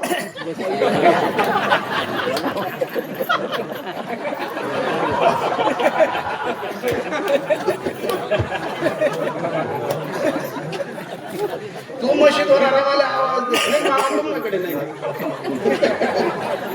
तो मशीद होणारा मला आवाज आपल्या 4 आहेत. अरे म्हणतो मी तो नाही ना, तो म्हणे मी रोकडा पैसा दिसून अरे म्हणतो मी तो नाही गो. ऐका म्हणजे त्यानं मला कोणत्या गणतीत काढलं, कोणत्या गणतीत काढलं म्हणजे निश्चित मशी वा. ऐका ना, संगत माणसाची लई चतुराईने करावी लागते महाराज. अरे दुर्योधनासारख्या माणसाला आणि पांडवांना संगतीनं तारलं, संगतीनं मारलं महाराज. चला ना आपण पुराणात या सर्व पांडवांना संगत देणारा माणूस होता कोण? कोण कोण? कृष्णाची संगत नंतर लाभली त्यांना. पहिले सर्व पांडवांना विदुर काकांनी वाचवलं. का? सर्व पांडवांना सल्ला जर देणारा माणूस कोण पोषक असेल ना की तुम्ही धर्माच्या वाटेला चाला, तुम्हाला खूप अडचण येतील, पण तुमचा पराय तुम्ही कधीच तुम्ही कोणत्याच वाईट मार्गाला जाणार नाही, तुमचं वाईट होणार नाही, तुमचा काय विजयाचाच डंका लागेल. हे सांगणारा कोण होता पहिले? विदुर काका. इकडे विदुर काका सांगतात बरं बाबा, आणि तिकडे कौरवांकडे सल्ला द्यायला आणि त्यांना डोकं फिरवायला कोण होता? दुर्योधन. शकुनी हा त्यांचा मामा होता. शकुनीनं त्यांना सुधरू दिला नाही. शकुनीने फक्त भूलमध्ये एकच ठेवलं की तुम्हाला राजा बनवायचंय, तुम्हाला युवराज पुरतं मर्यादित ठेवायचं नाही. काही तरुण मंडळीला काही काळामध्ये वातावरण आलं का काही काही गावातले भटूर बिघडवतात. अरे काय तुमनं नाव, काय तुमनं गाव, यंदा तू फॉर्म भर देतो ना, नंबर शेततो ना, गुलालशे या पांढरासना बरोबर रावांनी ऐका, येस ना बरोबर गुलाल नाही, कारण मला माहितीये मी एक सवा उभा राहायचे निवाई गो. महाराज जेव्हा वर्ग तयार झालं, जोनी तो महाराज काय तुनं नाव, काय तुनं गाव, तुना सर्वाकडे गुलाल चालू आहे आणि फॉर्म भराले बुठ्ठा लोके मनसंग मला 96 टाइमले बी मनसंगे माघार लिहू नको, फॉर्म भराय घ्या बटने म्हणून ये आणि मते मागाल गो तो एक बी नाही म्हणता. मी जस नगर पाय पडायला जाऊ तर त्या दल्ल्या सांगे मला अंडेर नगर कसं पॅकेट लिहित तरी फुकट काय जागा मला भट्टाकडे असा असा न्यारा न्यारा चित्राचा काल भेटेल. पण खरी रात्र असते ती शेवटची. बरोबर असा नकटा बांधता जे एक्झॅक्ट पोल काढणार राहतच ना गावातला त्याच्यात तर अशी अंधार आणि कुली मांडली भारी कुठून यायची असा करंगाई संचट कादी होते. त्या एक्झॅक्ट पोल काढणारा एकदम बामतीला कन्ना त्या जगू बी देतात नाही मरू बी देतात. त्या एक्झॅक्ट पोल काढणारा डायरेक्ट सांगतात अरे डायरेक्ट आपला गुलाले भो, अरे आपला डायरेक्ट मते सुद्धा सांगतस त्या तू 35 मते निवडी जायचे भो. आणि शेवटनी रात्री बरोबर मी घर झोपे आणि 2-3 बांडा बरोबर होणार आणि बरोबर महाराज आणि त्याच ना शब्द अशी पावर राज महाराज असा मरेल माणूस मी सुद्धा पहिला बनाय टाकले महाराज. मग उठलो म्हणतो काय काय महाराज तुम्ही झोपले, अरे आपलं बटाकडे उजाय पड जायचे बटा एकदम नेमून जायचे, फक्त 17 मध्ये कमी पडा ना 44,000 रुपये द्या. कितला मध्ये कमी पडा ना 17 पैसा कितला मागला ना म्हणतो काय 44 काम नाही ते मग बँड बी लावायची आणि गुलाला थैले बी जातील. महाराज मी रस्ता तरी पाणी बाटली सुद्धा अशा गड्ड्याला आलं त्यात रात पाटण्या मला जरा असा रस्ता तरी कोणी चहा पेणार भेटणार मी त्याला काय सांगू नाही माझी चहा सुटली गेली म्हणजे मी पेत नाही तर मी तुला पाजाव नाही, मी पेवा नाही तर तुला बिल बी भराव नाही, तो अंडा पहिले मी नाही भाऊ माझी चहा सुटली मी चहा पिय नाही. कोणी रस्ता तरी असा मला जर भेटला त्या मला आग्रह करत बाबा आपली चहा नको अजून पाणी बाटली मी पाणी बाटलीच सुद्धा खर्च करू आणि जवळ त्या 44,000 रुपये मागवलं ना मी असं त्या कपाटकडे जाते तर मी गुंडली वाटी दे ना जर किराणा करायला होता असं थै कुदी कुठं आता वाट मग तो म्हणा बुवा त्या गड्डी लोकून जाते ते लोकून बाई परत उठाड्या दका रे तुम्हाला बाप कसा कर घाल्या धंदा कराय ना आता ते जोडी पिसाडी पिलाय ना ते बाबा कुत्रा ताजा कराय ना पैसा वाटायचा तिने आता कर मला लाईट पैसा असली गड्डीला आपल्या मोठी छातीवर तर गड्डी सर 44 ना वाटणं 45 दिन चांगला निकाल ही बाबा 3 दिन मग निकाल लागला 3 दिन लगून तर जास्त ना 45 दिवस दादा दीपनाथ सुद्धा कोणता गली माग्या कोणता वाडा वस्त्या स्वर्गीया आणि निकाल लागणार ज्या 17 मध्ये सांगे तर 44,000 स्वर्ग सडाय नाही 44 मध्ये कमी पडणार. मी गली महिना असा घेऊ जसा काही कसाब धरलेला मी असा म्हणलो ना घर चालू बडा गलीवाला असा देखत पण कडे कसा निवाय ना थंडा पडणार मता कुदे रोज ती गाड्यासारखी करत ती मारी जोडी पिजाडी पिलायला होता कसा थंडा पडालो की सोबनी मारा संगतीनं माणूस बदनामही होतो संगतीनं माणूस.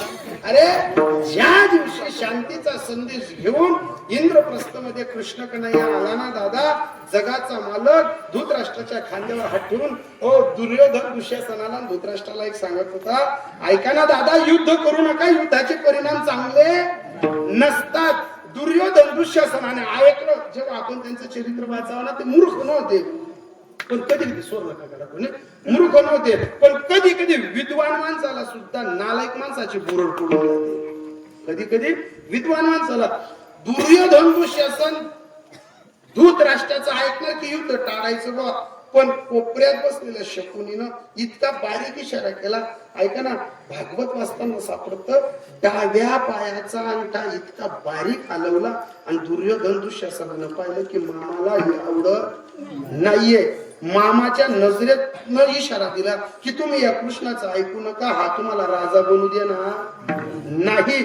त्याच वेळेस दुर्योधन दुःशासनानं सांगितलं, आम्हाला युद्ध करायचंच आहे, आम्ही युद्धाशिवाय राहणार नाही.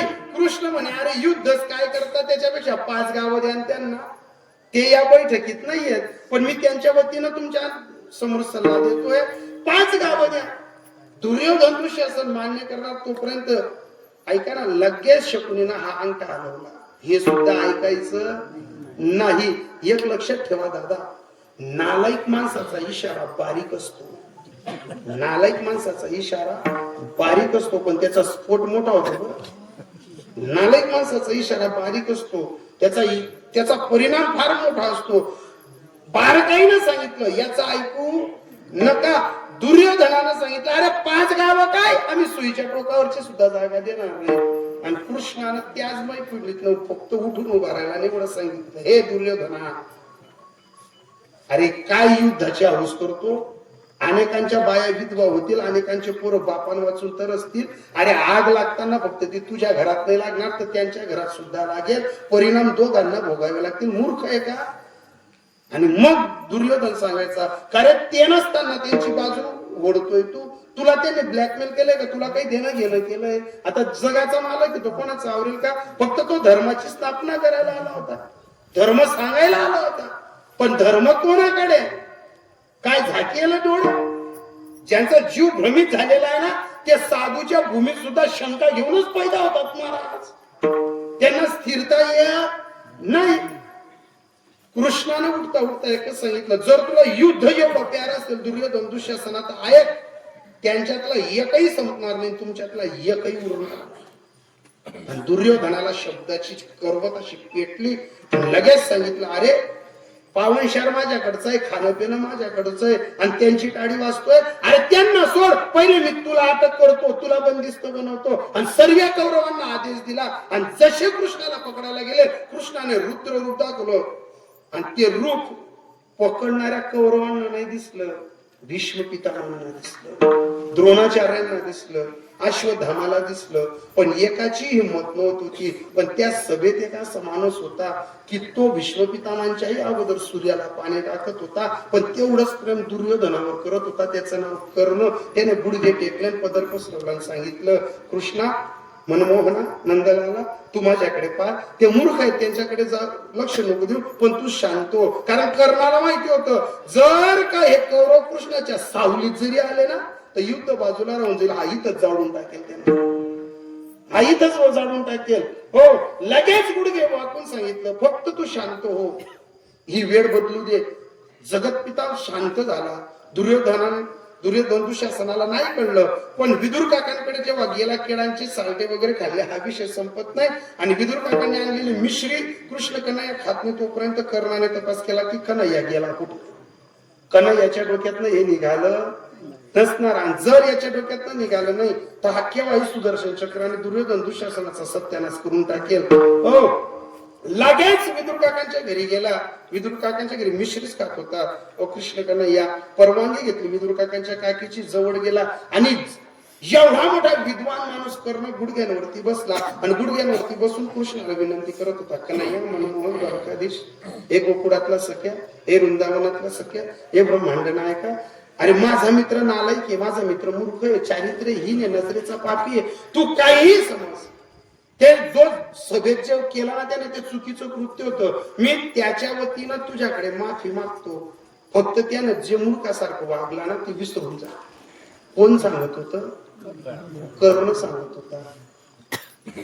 कृष्ण काहीच बोलला नाही. मिश्री खाता खाता हात धुतला, हात पुसला आणि तरीही कर्णाचा एकच हट्ट, माझ्या मित्राला माफ कर, तो प्रसंग विसरून जा. आणि मग मिश्री खाल्ल्यानंतर कर्णाने अशी विनंती करता करता कृष्णाने एकच केला, हात पुसला आणि टाळी वाजली. वा कर्ण साहेब वा, काय वागलात तू, काय जगलात तू.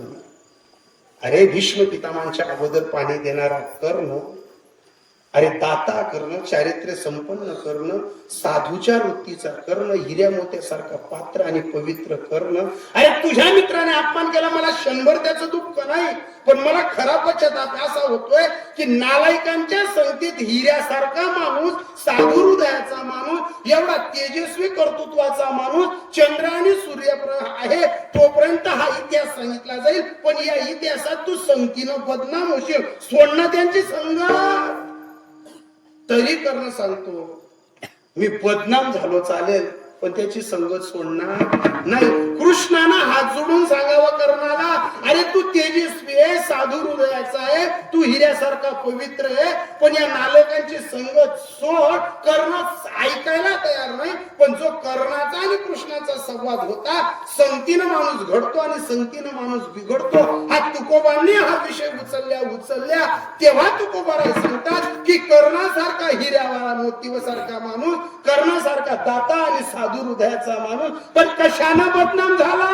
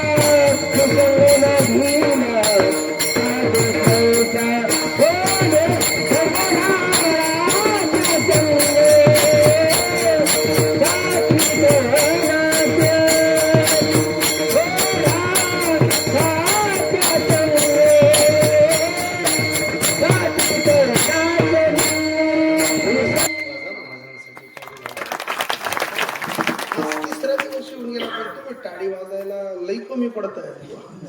अरे एवढे लांबून माणसं आलेली आहेत. ते नाव काय घेऊन जातील? तुकाराम बाबांच्या भूमीत गेलो होते. तुम्ही फक्त असं टिकी टिकी दत्त, जसं ते गणपती पाठांना गाणं लागत नाही का, टुकू मक्कू बघतो आमच्या बाप्पानं गणपती आणला. बरोबर आहे, मान्य मला तब्येत गणपती सारखी, पण मी थोडी गणपती.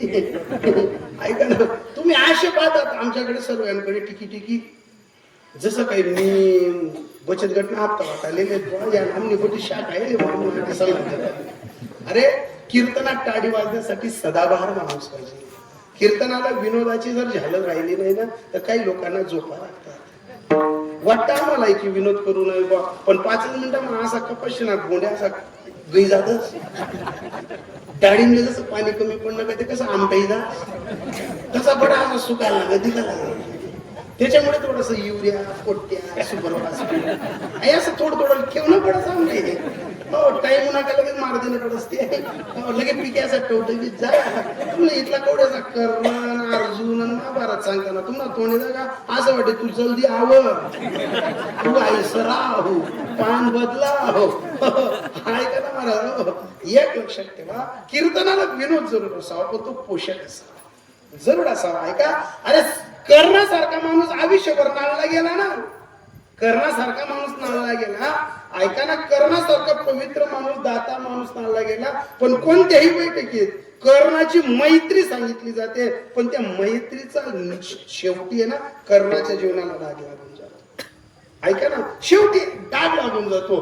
अहो, बिभीषणजींनी लंका सोडली विभीषणजींनी लंका सोडली, पण कर्णापेक्षा त्यांना प्राधान्य का दिलं जातं? कारण त्यांनी रामाची संगत आणि हनुमंतरायांची संगत केली. हो, रामाची संगत केली होती.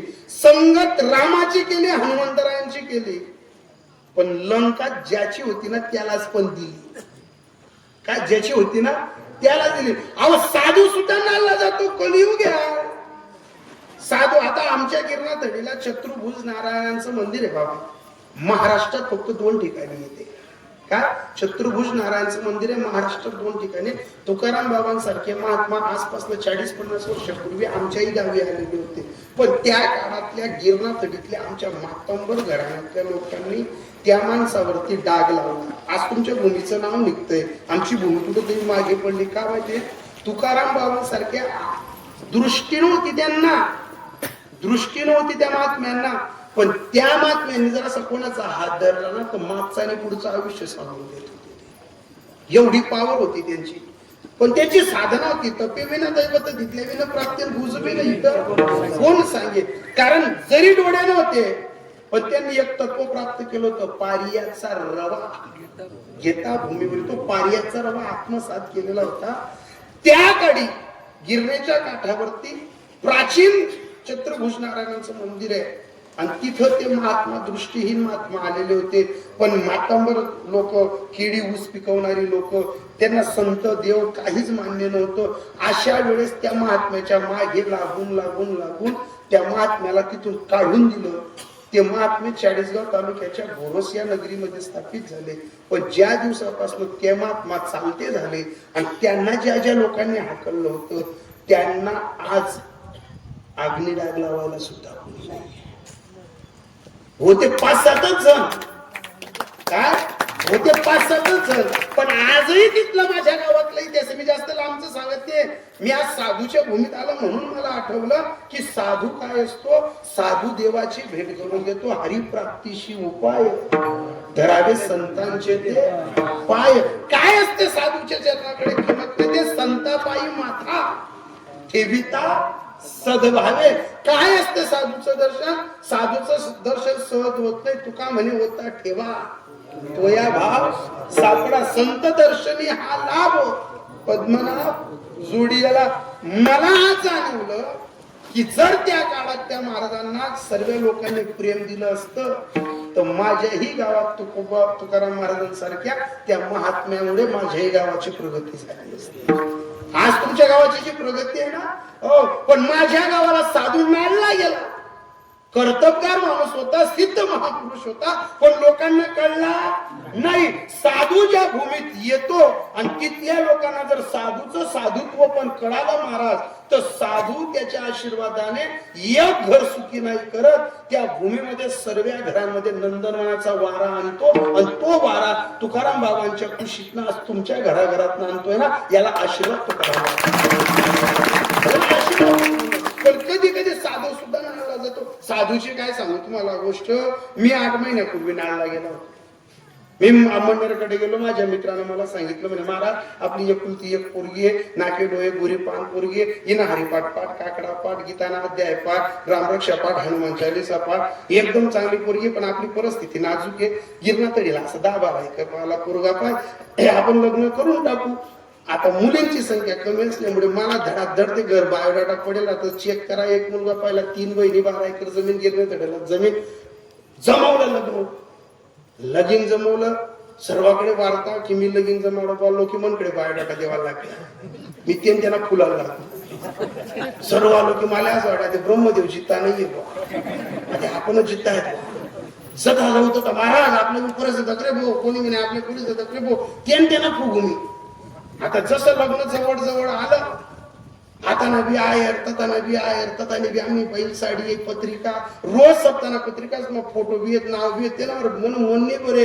त्या 2 पत्रिका उन्यात, हायबी पत्रिका मग जाडं नाव, ती बी पत्रिका मग जाडं नाव, बैले बी साडी, माले बी कपडा. आणि मी बाईले भूषण नाव सांगू म्हणतो, देख तुले बी साडी, माले बी कपडा, बाईने पत्रिका दे की बाई म्हणे का तुम्ही आता बी जाडं नावे, तथा बी जाडं नावे. मी सहज विचारावं म्हणतो, का मग जाडं नाव म्हणे तुम्हीच जाडा आहे. मन बरेल आवडते गर्दन लुटी. जसं जसं ते लग्न जवळ आलं महाराज, माझ्या मित्राने मला सांगितलं होतं की हाई पूर्ण हरिपाठ पाठ, काकडा पाठ, गीतानाध्याय पाठ, हनुमान चालीसा पाठ. लग्न जमलं, लग्नामध्ये फिरायचो, मला माझं भारी वाटायचं. लग्न झालं, ती पोरगी नांदायला, मी बोरणगाव फॅक्टरी भुसावळच्या खाली कीर्तनाला. आता तिकडची कीर्तन 7 ते 9 वाजतात. तुमच्या परिसरात जसं सजवड जावं तसं आता 7 ते 9 कीर्तन.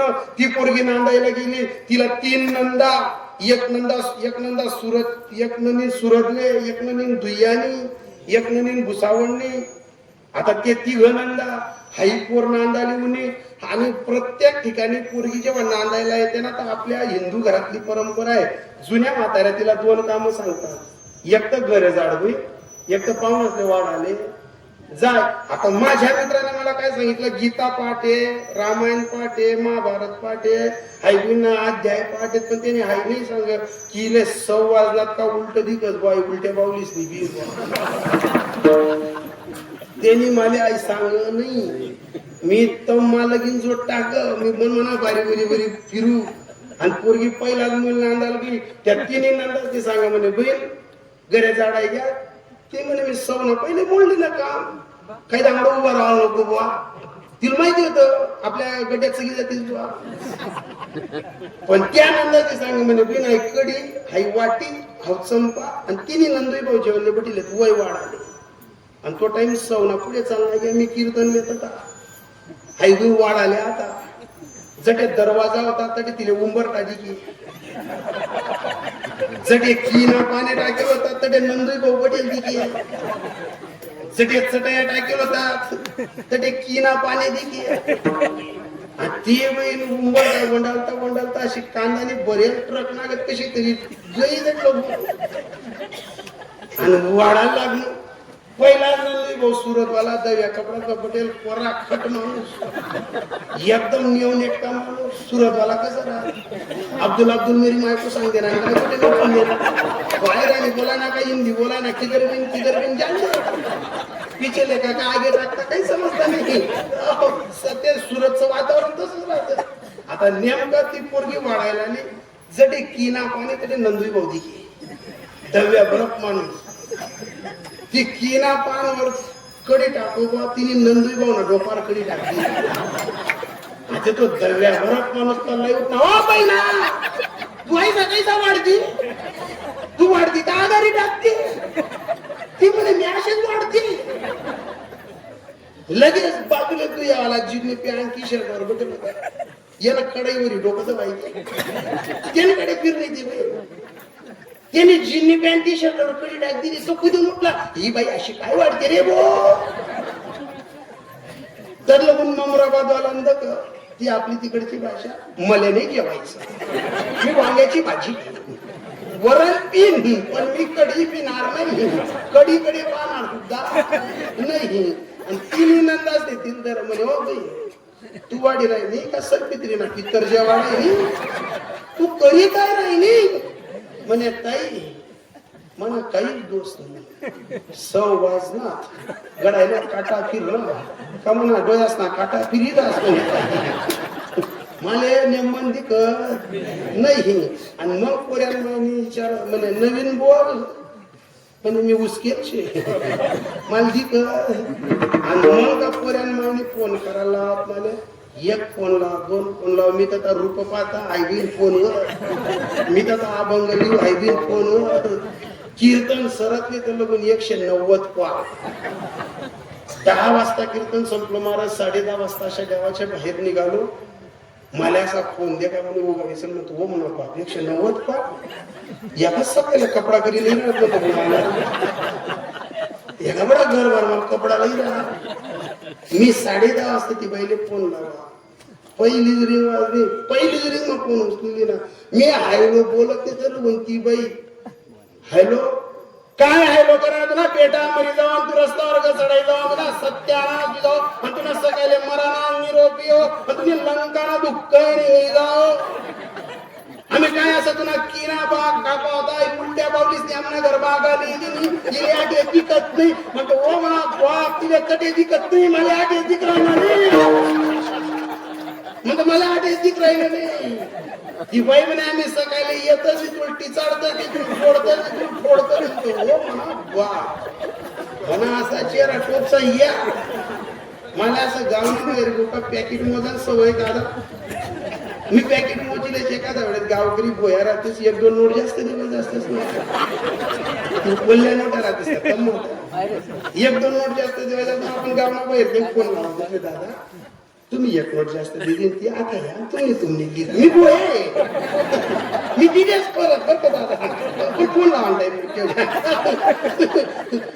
मी दिले मला नोटा मोजता येत नाही त्या मला असं पुढे गेलो का अशी माडजप करायची सवय मला माडा बी सापडेली काय तुम्हाला समजते का ते माडा बी सापडेली मला 2 वाजता घरी गेलो महाराज मला चेहरा असा टमाटा असा फुगी करून 2 वाजता दरवाजा ठोका मी घरी गेलो का मला असा उडदाचा पापड नागलीचा पापड खायची सवय बाईनी मनकडे का आवाज उडीत ना बी पापड आवाज नागलीला बी पापड मागरायला याला चेहरा तोपशे निश्चित येले कोणीतरी निया ना पिया करा मारी कथा कथा भूकस ना येले पिसारा मारी निवायसन ना वा गर्म मारी थय थय कुदाला असता थंडा पण ना बाई मन म्हणलं बुचू पडे बाईनी त्या आज काही यानं चलील तर चांगलं याने बोलायला सुत काही उभ्या तरी बाई म्हणजे एक सबक बोलले नाही पोऱ्याला टाळाल की माऊली तुन बापले तरी पण हो त्यांना काही शीन चांगला नाही शे तो का दियल शे का खाईल शे त्यांना काही देवधर्म समजी राहिला नाही पोऱ्या म्हणतो ना म्हणे पप्पा काय जाय मग बठ्ठा इमाना मंजुरी बठ्ठा इमाना मंजुरी पुणे काय जाय पप्पा अरे म्हणतो हो ती पोरला लगीन जोड होत म्हणून ती उलट्या पावलीच नाही मी नाडा ऐकू म्हणतो मी असं पोराला सांगतोय ना मग बाई नजीकुनी म्हणे काय जाय म्हणतो उलट्या पावलीच नाही मी ती 2 वाजता मी इथलंच तोंडगिरी सांगू बरं तेवढे बाई मारी खय खय करत मला तर काढे पत्रिका माझा नावे त्या पत्रिका माझा नावे आधी त्या लोक येतील ती चढतील पोडतील आणि असा दरवाजा लाईसन तुम्ही बाहेर पोटी दिसून जोडा का बंद करा का फोडा आम्ही नाही आत लावत आम्ही निवाय का म्हणतो हो म्हणा पोऱ्याला म्हणतो हो दादा माऊली हाईच रात कीर्तना पैकीच म्हण बोयावांना पैसा काढले म्हणतो सकाळी 10 बिन 13 बिन सारी बी एक दिन सरकार आहेत म्हणतो म्हणे आते एक लक्षात ठेवा महाराज जोपर्यंत माणूस साधूकडे जात नाही तोपर्यंत संसारात मानला जातो आणि एकदा का साधूकडे गेलो तुकाराम बाबांसारख्या महात्म्याकडे गेलो का आपण नाळले नाही जात एक सूत्र सापडतो कोणतं माहिती आहे आपुला तो एक आपुला ते एक आपुला ते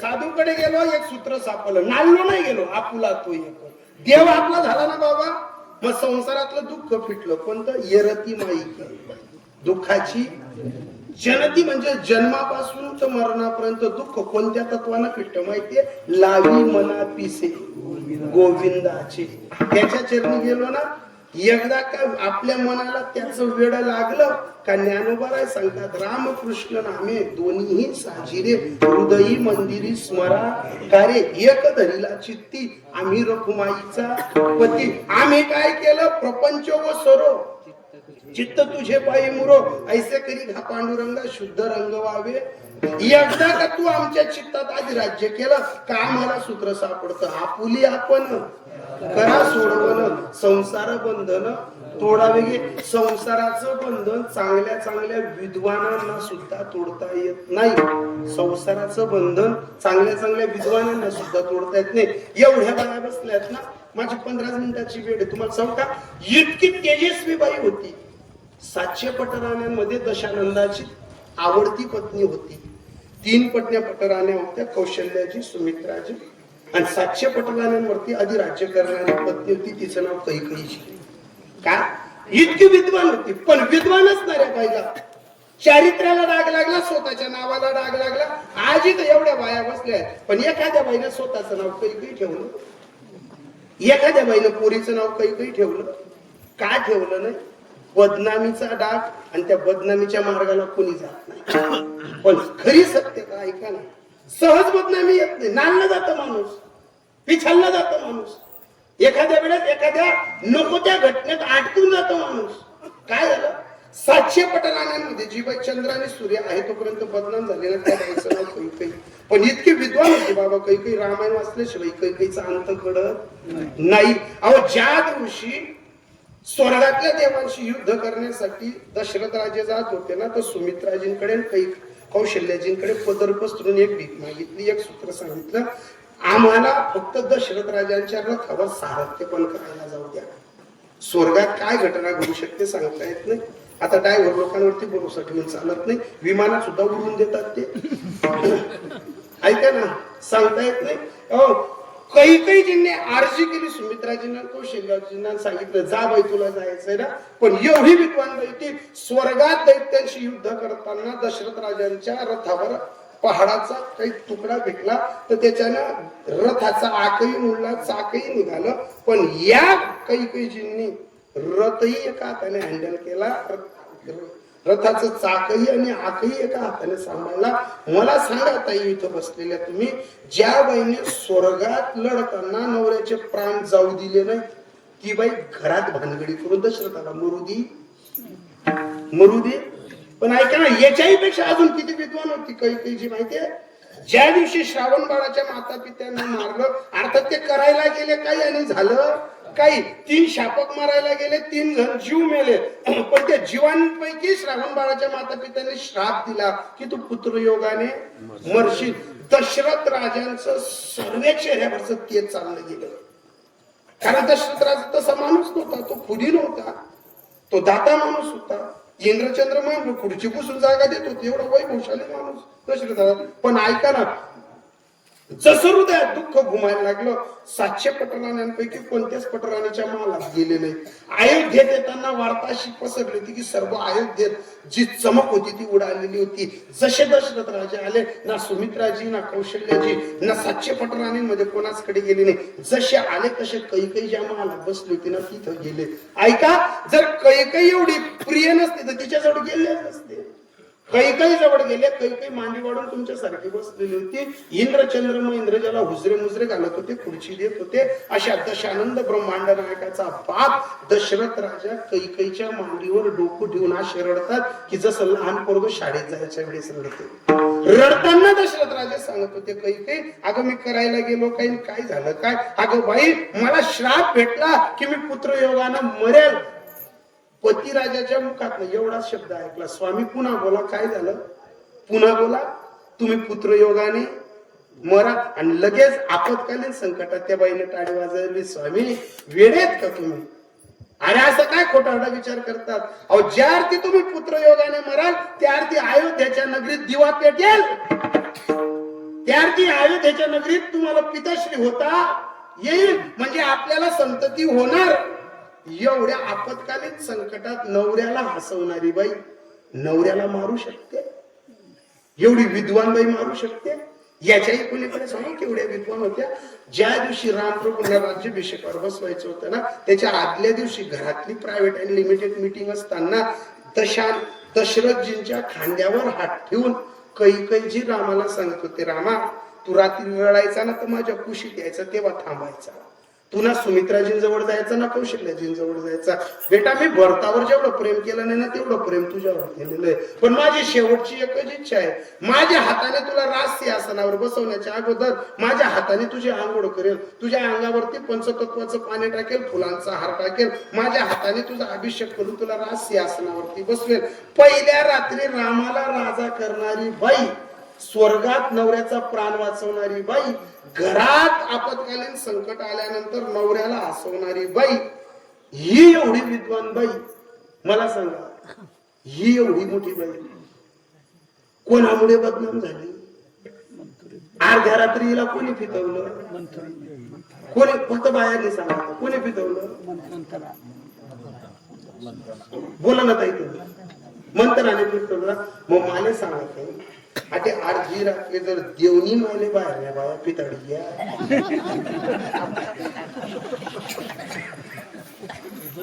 आता मुद्दा महत्वाचं आहे का नाही?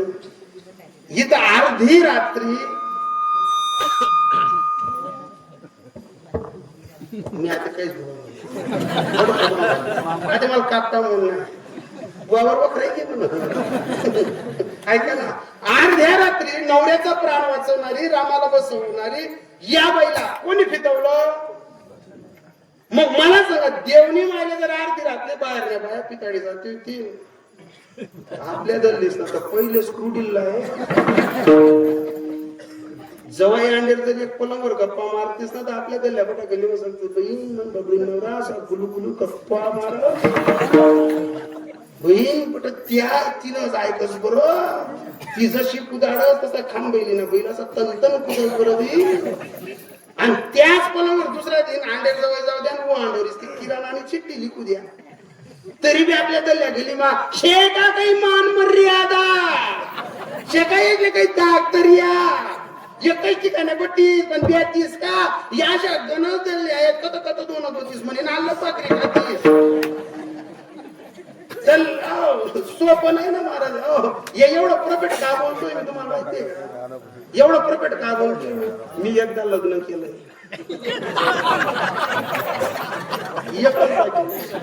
निदान फिटी 10-12 दिवसापूर्वी एक बाबा असं पोरग पडत पडत चाललं अर्जुन महाराज. त्याला विचारलं, म्हटलं का रे कुठे चालला? म्हणे बाबा लगीन जमी एक गुंदा काल म्हणतो जाऊ नको रे, आम्ही निवाई होतो, मी मायने दोऱ्या दामली राहिली, तू जाऊ नको. नाही म्हणे बाबा गुंद्या काल पडते, ती पोरले बी सोनं करायचे त्याचा करता येता पैसे देवाय घ्या, त्या रुसला होता तर त्यासले घरले रंग बी मारायला पैसा दिना, सोनं करा दिन, ती पोरणी माय बी रुसली होती तर 3 मायले बी सोनं कर दिना, ते जमानात बेरट घ्या तेच ना घर पोरी तेच असं वाटत काय जोडत नाही, जोड दिले ऐका ना. त्याला म्हटलं म्हणतो जाऊ देणार मग इथलं देवायला नाही माझे काय गुंदे नाही म्हणे, त्याला दिली सांगणार भाऊ गोंद केले म्हणतात एक बाबड्या गोंदकाल काही जाऊ नको म्हणा आहे, आणि गोंद्याकाल जाशी ना तर जे मी चुकाय नु ते तू चुकावू नको म्हणे. काय करू म्हणतो गुंदेक पण ती पोरणा तू ना नको देतो, तुम्हाला नेमनच राही म्हणतो. म्हणे मग बाबा गुण कोणा देतो म्हणतो तून मायना ती पोरणा तून मायना ती पोरणा गुण जर चांगला पडतील तर बावड्या तुम्ही तब्येत मनगत राहील, नाही तर देख बावड्या एक एक मसनभूमीकडे जात बरोबर. या दोन्ही डिप्या जर शिलगण्यात ना डीओबी पडते या डीपीचा नांदे लागलं पडत नाही हो. आपल्या वाटत माय बी चांगली राहतो पण माय बी लगीन व्हायला समजस रे भाऊ माय कशी राहते लगीन ना पहिले असं वाटत माय एकदम साधी वाजी राहतो नाही रे दादा, तीन मग कौशल्य बी राहत, तीन मग काही काही बी राहत रे भाऊ. हो ऐका ऐका सोपं नाही, या बाहेरच्या बाया शांतता लागू दे नाही महाराज. हो सोपं नाही ना. ऐका मी कोरोनात मध्ये जेव्हा आजारी होतो अर्जुन कोरोना मध्ये, आता कीर्तन आताही चालायचे तेव्हाही चालायचे, मी आजारी होतो, माझ्या घरची बाई माझी आई मला ते हे धोतर ओले करायचे, ताप होता असे ठेवायचे. मग शेजारच्या बाईनं आमच्या बाईला विचारलं असं धोतर चटकायला गेली, म्हणे बाई तुम्ही महाराज नाही किती टीप ठेवतोस, खोकला येत नाही तर लगून बाटली अशी तोंडलेला होतं, ताप येत नाही तर लगून अशा सगळ्या खुशी देतील तिथल्या बाप घेऊन बिन तुम्ही. आमच्या बाईनं काय सांगितलं आम्ही टीप मीप नाही ठेवतीस म्हणे. म्हणे मग जो पाय आंबा जर कंडी काय करू ते 10-5 हजार आवक कमी होई जाईल. मी मन म्हणा उठून तोत्रेस त्या गड्या करायला लागलो. मी वय केली ना म्हणतो हो हो पलकट तो संसार येते सार भगवंत ऐसे जागवी तो मना सरीसे जना असे कोणीच कोणाचं नसतं आभराची सावली जाईल रया मुर्ग जनावत इथं कोणीच कोणाचं नसते हा ह्या ऐका ना इथं कोणीच कोणाचं नसतं पण मला सांगा 700 पटराण्यातली सौभाग्याचा कुंकू लावून जी बाई फिरत होती तिला एका बाहेरच्या बाईने सल्ला दिला तर तिला वैधव्य पण भोगावं लागलं स्वर्गात माणसाला वाचवू शकली पण घरात एका बाहेरच्या बाईच्या सल्ल्यामुळे घरातला दशरथ दात्यांमुळे चालला गेला काय एका बाहेरच्या बाईचा ऐकल्यामुळे परिणाम ऐका अजून दुसरा जो राम कुशीत झोपत होता ज्या रामाचं स्वप्न राज्याभिषेकाचं ज्या कैकेयीनं पाहिलं तिला अर्ध्या रात्री मंथरेनं सल्ला दिला घरातला राम वनात चालला गेला पुन्हा तिसरी गोष्ट घडली ज्या अयोध्या नगरीचा सर्व इथ्या चंद्र आणि सूर्य आहे तोपर्यंत दरवडणार आहे पण तिथं माय लेकाच्या नात्याला एक डाग लागला काय डाग लागला माहितीये जसं भरताला कळालं की माझ्या आईनं हा सर्व खेळ उभा केला तर माय ही एवढी माझी कठीण आहे वा हिने एवढा खेळ केला भरत जसा आला मामाच्या गावाहून जसं माहीत पडलं भरताने आईच्या कमरेत लाद घातली काय झालं भरताने कमरेत आईच्या लात घातली मला सांगा विद्वान बाई स्वर्गात नवऱ्याचा प्राण वाचू शकते ती बाई रामाला वनात पाठवू शकते त्या बाईनं मुलाच्या हातात मुलाचा लात म्हणजे पाय स्वीकारला पण हे कशामुळे अभंगाचं द्वितीय हे नाळाचे संगे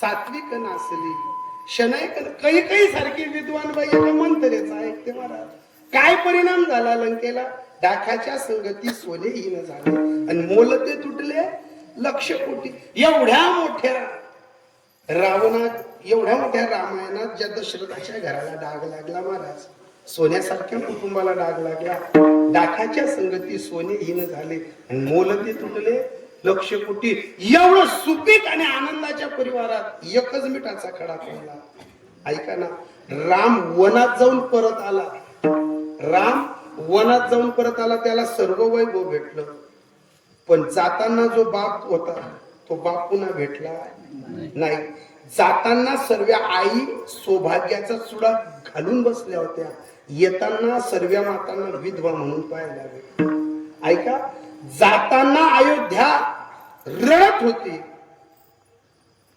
राम रडत नव्हते जाताना अयोध्या रडत होती राम रडत नव्हते राम घरी आले त्या दिवशी अयोध्या असत होती पण दशरथ दिसला नाही ना तर राम रडत होता कशाच्यामुळे सुंदर कुटुंबात फक्त मिठाचा खडा पडला विषान्य पक्वान्य गोड कडू झाले कुसंगाने केले तैशापरी काय करते संगत माहितीये इथं बसणाऱ्या सगळ्या तरुण 35 आतल्या सुना असतील मुलं असतील मी फक्त समाज प्रबोधनावर कीर्तन करणार माणूस आहे मला निमित्त कीर्तन होता आज की मी साधूच्या दरबारात कीर्तन करून माझा समाज सुधारकाशिवाय दुसरा मुद्दा मी कीर्तनात बोलतच नाही पण तुम्हाला सांगू का संगत इतकी महत्वाची असते 35 आतल्या पोरांनी आणि सुनांनी कानाच्या पडदे खोलून ऐका वाटतं आपल्याला आपल्या तारुण्यपणाच्या काळात की घरातली म्हातारी माणसं पुन्हा पुन्हा कटकट करतात पुन्हा पुन्हा वटवट करतात घरातली माणसं पुन्हा पुन्हा किरकिर करतात पण एक लक्षात ठेवा ज्या सुनेने आणि ज्या मुलाने बापाचं आणि सुनेनं सासूचं कटकट सहन केलं ना, तिचेच पोरं लाल दिव्याच्या गाडीत बसतात. ज्याचा कुदी पडणार, ज्याचा वाला निघणार, मायबापले वारावर सोड दिनं, त्या स्वतःने बी प्रगती करतात नाही, पुण्य बी पिढीने प्रगती करतात नाही. स्वतः बी बर्बाद होतास, पुन्हा पिढीले बी बर्बाद करतस. कारण का? मुलं घरातलं वातावरण पाहता, वडील जे करती दया नाव धर्म ठेवती. काय होतं माहितीये का? एक छोटीशी जर चिंगी घरात पडली ना, मी पहिलेच बोललो की नालायकाचा इशारा बारीक असतो पण त्याचा स्फोट होतो. संगत करणार, संगतीचे तत्व पाहिजे. इथं बसलेल्या सर्व तरुण पोरांना सांगेल, संगतीचे वर्ग ठरवा. काही लोकांना बस स्टँडवर चहा पाजा गई आणून करा, काही लोकांना पायरीवर उभं करा, पलंगापर्यंत आणू नका. काही लोकांना गॅस वाट्यापर्यंत घ्या. कारण जर बस स्टँडवर ज्याला चहा पाचतो ना, त्याने आपल्याशी दगा दिला ना, 2-4 दिवस डोक्यात राहतो. पायथुरीवर उभा राहणाऱ्या माणसाने धोका दिला ना, तर महिनाभर डोक्यात राहतो. पलंगावर जो बसला होता त्याने धोका दिला ना, तर 1 वर्षभर डोक्यात राहतो. पण ज्याला माठाला हात लावू दिला, भाकरच्या डालकीला हात लावू दिला, थाटीतली भाकर त्याला खाऊ दिली, पण अशा नालायकाने जर एकदाही दगा केला, एकदाही धोका दिला, तर त्याचं काहीच बिघडत नाही. पण येणाऱ्या पिढींना आणि आपल्या चालणाऱ्या घराणेशाहीला असा डाग लागून जातो की डाकाच्या संगती सोनेही नाही. आणि मोल ते तुटले लक्ष. काय परिणाम होतो माहिती? इथं सर्व वयस्कर माणसं बसलेत. 5 मिनिटाचा मुद्दा देतो, आठवतो म्हणून. सर्व वयस्कर माणसं बसलेत. माझ्या परिसरात 4 महिन्यापूर्वी 75 वर्षाच्या शिक्षकाने, आदर्श शिक्षकाने आत्महत्या केली. 75 वर्षाच्या माणसाने, जास्तीत जास्त 80 वय असेल त्यांचं. गिरण्याच्या काठावर लोकमतला पेपरला बातमी होती, आमच्या परिसरात टीव्हीला सुद्धा बातमी होती. 80 वर्षाच्या म्हाताराने फाशी लावून घेतली. कशामुळे माहिती आहे? कोरोनात त्यांची पत्नी मेलेली होती, एकुलता एक पोरगा होता. कोणीतरी बाहेरच्या बाईने त्या एकुलत्या एक सुनेला सांगितलं की तुमची पोरं बाहेर शिकायला गेली आहे, तुम्ही पाचोऱ्याला रोण करून राहा. काय वेड्यासारखं गावात राहतात तुम्ही. मग घरात किसकिस व्हायची, दाती व्हायची. बऱ्याचदा त्या सुनेने मुलामागे किरकिर केलं, पण त्यानं एक सांगितलं, पा माझा बाप गलीतनं जर गेला ना, तर दुसऱ्याच्या सुना डोक्यावर पदर घेतात, हा माझ्या घराण्याचा दर्जा आहे. माझा बाप हलक्यात घेऊ नको. माझ्या बापाने दुसऱ्याच्या 35 पोरींचे लग्न केले. तो आदर्श शिक्षक म्हणून या गावात हिरलाय, फिरलाय, डोक्यावर फुलांचा हार पडलाय, गड्यात माळा पडलेल्या आहेत, घरोघरी त्याला मानतात, पुजतात, त्याचा असा दर्जा आहे. तो मरेपर्यंत मला गावातनं पाय काढता येणार नाही. माझ्या बापामुळे मला गाव सोडता येणार नाही. ज्याने 17-18 एकर जमीन कमवलेली आहे, एवढा माणूस चांगला आहे. शेतात गावात सर्वी भरभराटी त्याच्या आशीर्वादाने चांगली आहे. अगं त्याने दुसऱ्याच्या 35 पोरांचे लग्न करता करता पुरींचे लग्न कन्यादान केलेले आहेत त्याने. अगं त्यानं दुसऱ्याच्या इतका आदर्श माणूस होता. सर्व टोपीवाले बाबा ऐका, न जाणे आयुष्यात असा फेर आपल्या पदरी येऊ नये, ही घटिका आपल्या पदरी येऊ नये. एवढा ग्रेट माणूस होता. त्यांच्या आशीर्वादाने आर्मीत, BSF, RPF मध्ये कमीत कमी माझ्या गावात 260 पोरं लागलेली आहेत. किती? 260 पोरं लागलेली आहेत. 85 पोरं आज पोलीस भरतीमध्ये त्या माणसाच्या मार्गदर्शनातली आहेत. एवढा ग्रेट माणूस. पण घरात मुलाची आणि सुनाची कटकट कळली नाही. पण सुनाला बाहेरच्या बाईने सल्ला दिला होता, भ्रम घुसला.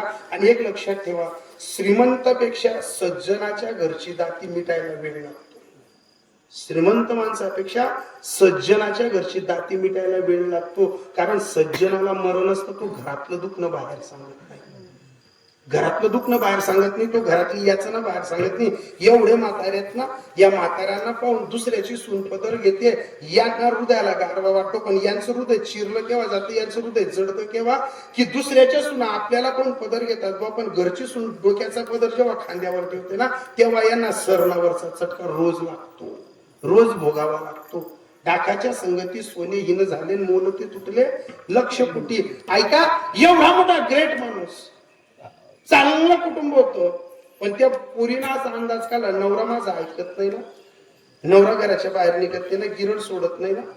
एकच केलं तिने, ज्या माणसाला दिवसभरात 100 लोक नमस्कार करायला येत होते, विविध कार्यक्रमांचे आमंत्रण द्यायला येत होते, त्या सुनेला तो कंटाळा येत होता. त्या सुनेला तो राग येत होता, त्या सुनेला अतिशय संताप येत होता की हा म्हातारा उभदर आहे बुवा.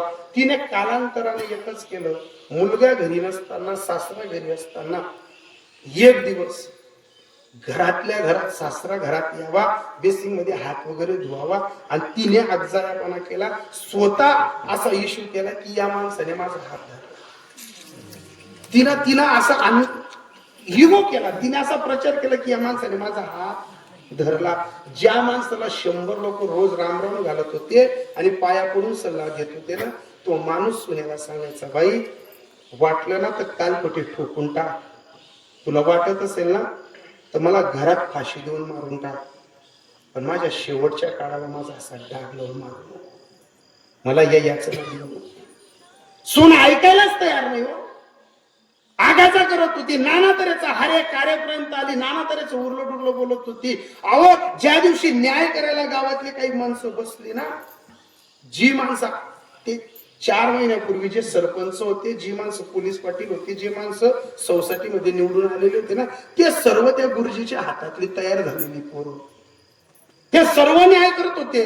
सरपंच होते, पोलीस पाटील होते, सोसायटीचे सदस्य होते, ग्रामपंचायतीचे सदस्य होते, गावातले सर्व जे मानापानाने हिरणारे फिरणारे सर्व पोर होते. सून टनाटना करून अपमान करत होती.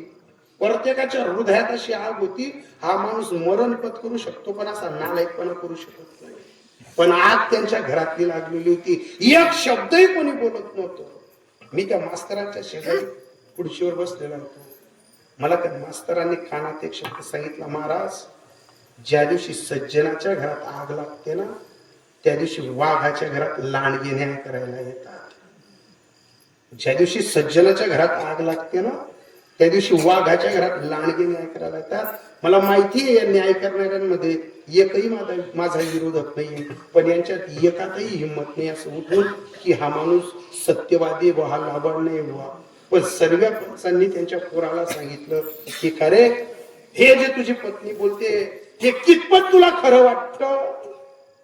कारण जर त्यांच्या मुलाने चांगला न्याय केला तर इतके लोक त्याच्या बाजूने बोलतील, पण नियतीचा खेळ पहा कसा असतो. सर्व पंच कमिटी समोर बोलायला सांगितलं, का रे, ही तुझी पत्नी एवढं बोलते, तुला खरं वाटतं का? शेवटच्या काळाला ज्याने 85 पोरं आशीर्वादाने पोलीस केली, ज्याने 200 पोरं भारत मातेच्या सीमेवर पाठवली, त्याला 2च पोरी होत्या, पण दुसऱ्याच्या 35 पोरींचं कन्यादान त्याच्या पगारातनं केलेल्या उत्पन्नातनं केलं होतं. आणि त्याचा एकुलता एक पोरगा पंच मंडळीच्या समोर सांगत होता, यांना ढोमावर गौऱ्या घेत, याला नालायकपणा करताना शोभ नका. पोटचा पोरगा बोलला, आमच्या सर्वांच्या नजरा खाली झाल्या, एक शब्द नाही बोलला. पण त्याच मैफिलीत फक्त मास्तर उठल्याने सांगितलं, बेटा, मी तुझा पाया पडतो, पण या 4 लोकांमध्ये अशी गद्दारीची थाप माझ्या पाठीवरती होती. तुला वाटत असेल ना मी घरात येणार नाही, तुला वाटत असेल ना मी या पायरीवर पाय ठेवणार नाही, तुला वाटत असेल ना मी माझं तोंड सुद्धा दाखवणार नाही, पण माझ्या 2 पोरी जशा दुसऱ्याच्या घरी नांदायला गेल्या होत्या ना, तुझं बाशिंग सुटलं ना, त्या दिवसापासून मी तुला पोरगी समजून माझ्या घरात नांदत होतो. अगं, माझी पत्नी मेल्यानंतर मी माठापर्यंत सुद्धा पोचलो नाही, पण इथं घरात बेसिंग पर्यंत येताना तुम्हाला बदनाम केलं. एकच कर बेटा, आता तरी या लोकांसमोर खरं सांग, ज्या माणसाला 100 लोक रामराम घालत होते, त्या माणसानं सुनेजवळ पाया पडून सांगितलं, पण बाहेरचा जर कोणीतरी आग लावण्याच्या घरात घुसला ना तर ती आग विझत नाही. त्या पोरीनं नाही मान्य केलं, त्याला बदनामच केलं. परिणाम काय झाला, ती सभा बरखास्त झाली. त्याने सुनेची माफी मागितली, पाया पडून घेतला. मास्तराने फक्त मोजून 5 दिवस आनंदात जीवन काढलं. आणि आनंदात जीवन काढत असताना मुलाशी नाही बोलला, सुनेशी नाही बोलला. फक्त त्या 2, 4, 5 दिवसात आपल्या पोरी जिथं नांदायला गेल्या होत्या, त्या पोरींना फोन लावून सांगितलं, बेटा, मी 5 दिवसानंतर मरणार आहे, मी तुम्हाला फोनवर सांगतोय, पण माझ्या मैतीला सुद्धा तुम्ही यायचं नाही, माझं शेवटचं तोंड बघायला सुद्धा यायचं नाही. जर मी माझ्या कर्तृत्वाने मेला असतो ना तर तुम्हाला इथं यायची सत्ता होती, पण माझं दहन ज्या दिवशी पेटवतील ना त्या दिवशी मी कलंकित झालेला असेल, तुम्हाला माझ्या मळ्याजवळ रडताना सत्ता नसेल. 5 दिवस पर्यंत तो बाप पोरींशी बोलत होता, पण बोलताना एक सांगायचा, माझ्या दर्शनासाठी यायचं नाही. 5 दिवस इतका रडला की तो एकच सांगत होता, पोरींनो, माझी पत्नी मेल्यानंतर मी माठापर्यंत गेलो नाही. या गावाने माझ्या डोक्यावर फुलांचे हार टाकले, मला नाना तऱ्हेचा सन्मान दिला, पण माझा एकुलता एक पोरगा जर त्या दिवशी भर सगळेच बोलला असता की मी हिला सोडू शकतो, हिच्यासारखा 1000 पत्नी मी उभ्या करू शकतो, पप्पा तुम्ही खरे आहात, तुम्ही सत्यवादी आहात, पण माझं पोटचं लेकरू ज्या दिवशी विरोधात केलं ना, त्या दिवशी मी समाजातनं उठलो आणि मी हरलो, मी मिटलो. माझ्या मड्याजवळ रडायचं नाही, पप्पा पप्पा म्हणून यायचं नाही. 5 दिवसानंतर त्या माणसाने आंब्याच्या झाडाला लावून फाशी घेतली. असं काही वातावरण पेटलं होतं गावात की 85च्या 85 पोरं त्यांच्या अंत्यविधीला पोलीस आलेले होते. ज्यांना ज्यांना शक्य झालं भारत मातेच्या सीमेवरची पोरं ते अंत्यविधीला आलेले होते. 35च्या 35 पोरींचं कन्यादान ज्या महात्म्यानं केलं होतं, त्या गुरुजीला 35 पुरी आजूबाजूला त्याच्या मढ्याजवळ रडत होत्या. स्वतःच्या पुरींना जागा सुद्धा भेटली नाही, पण 35 पुरी अशा रडत होत्या महाराज की न जाणे तो माणूस तुकोबारा बाबांसारखा आला असेल त्या भूमीत. न जाणे त्या माणसाची हालत अशी झाली होती की ज्यांनी जुना पिंजरा पिक्चर पाहिला असेल ना, त्या पिंजरा पिक्चर मधल्या मास्तराची जशी गत झाली होती ना, तशी त्या मास्तराची गत असताना मला सांगताना एकच वाटतं, अरे 35 पोरींना तो माणूस कळाला, बाहेरच्या पोरांना नोकरी लागल्यानंतर तो माणूस कळाला, गावातल्या 100 नाही तर घरोघरी त्या माणसाचं कौतुक होत होतं, पण न जाणे त्याच्या पदरी असं पंत पाप होतं की स्वतःच्या पोटच्या पोराला तो कळला नाही आणि स्वतःच्या सुनेला कळला नाही. हा प्रसंग कोणाच्या घरात येऊ नये, ही वार्ता कोणाच्या घरात घुसू नये, बाहेरच्यांनी आग लावल्यानंतर आपल्या घरात स्फोट होऊ नये, आपल्या नांद्या घरांमध्ये असा धूर निघू नये, म्हणून तुकाराम बाबांच्या दर्शनाला या. लहान्यांना आणा, मोठ्यांना आणा, इथं एकच सूत्र आहे, बुद्धीचे वैभव अन्य नहे तुझे, एका केशवराजे सकळ सिद्धी. इथं संतांच्या चरणी नतमस्तक जर झालं तर आत्मचिंतन सुधारतं, आत्मेचा काया पालट होतो, मनोबल तपोबल बाहोबल या तत्वाने बुद्धीचा पालट होतो. असा रोग कोणाच्या घरात घुसत नाही. पण हे शिकताना संगत वारकऱ्यांची करावी लागेल आणि 84चा फेरा काढावा लागेल अभंगाच्या शेवटी. भावे तुका म्हणे सतसंग हा बरा, भावे तुका म्हणे सतसंग हा बरा, तुका म्हणे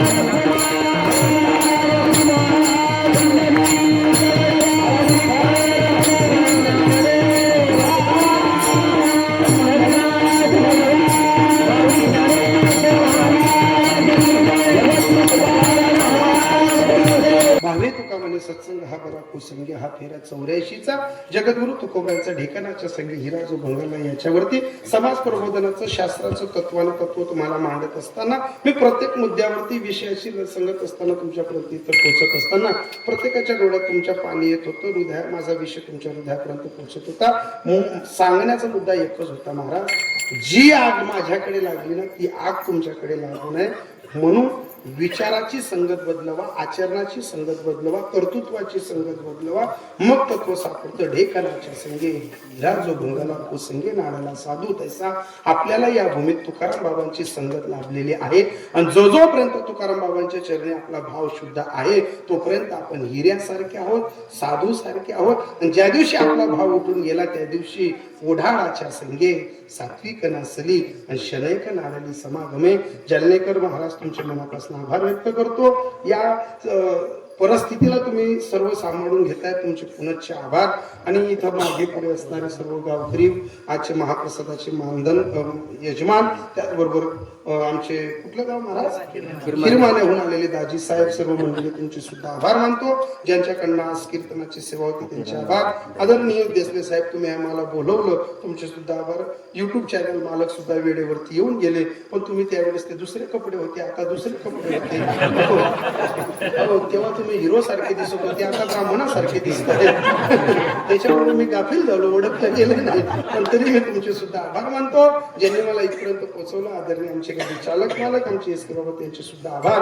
आदरणीय आमचे पिंपळकोट्याचे नितीन दादांचे मामा, आणि तुम्ही स्वतः साऊंडर होते त्याच्यामध्ये मामा तुमचे डबल आभार. ऐका, सर्वांच्या नादी लागावं पण मामा लोकांच्या नादी लागावं. ऐका ना, कृष्णाला मामा चांगला भेटला नाही. ऐका ना, हो कृष्णाला मामा चांगला भेटला नाही, पण आम्ही चांगले भाग्यवान आहेत, आम्हाला मामा चांगला भेटला. मामा भेटावा पण तो हंबीर मामा सारखा, म्हणजे असा खंबीर उभा आहे. मामांचे पुन्हा आभार मानतो. सर्व गावकऱ्यांचे आभार. तुम्हाला माझा विषय हृदयापर्यंत जात होता, तुमच्या हृदयात बाहेर येत होते. मी फक्त हात जोडून तुकाराम बाबांच्या समाधीजवळ मंदिरावर एकच अपेक्षा करतो, दादा हा कलियुग चालू आहे, इथं कोणावर भरोसा ठेवायचं काम नाहीये. रक्ताची नाती जोपासा, रक्ताच्या नात्यांवर प्रेम करा. जोपर्यंत आपली माणसं आपल्या पाठीशी उभे तोपर्यंत भीती नाही. पण कधी कधी आपल्याच माणसांची विचाराची संगत घसरली का चारित्र्यवान माणसाला सुद्धा डाग लागतो, आणि तो लागू नये म्हणून आपल्या घरातल्या नातवांना, नातूंना, पोरांना, सुनांना त्यांची बुद्धी ठिकाणावर राहावी म्हणून कधीही वेळ भेटली तर तुकाराम बाबांच्या समाधीपर्यंत आणा. या समाधीपर्यंत आणलं सर्व भार काय करशी अंगीकार आणि काय माझा भार जीवीच्या जीवनात तुका म्हणे नारायणा. हो इथं एकच होतं, तुका म्हणे घालू तयावरी भार वाहू हा संसार देवा काही. सर्व त्यांच्याकडे टाकल्यानंतर आपण फक्त एकच नामचिंतन करावं, जे नामचिंतन तुकाराम बाबांना आवडतं. मग तुकाराम बाबांना कोणतं नामचिंतन आवडतं? ज्ञानेश्वर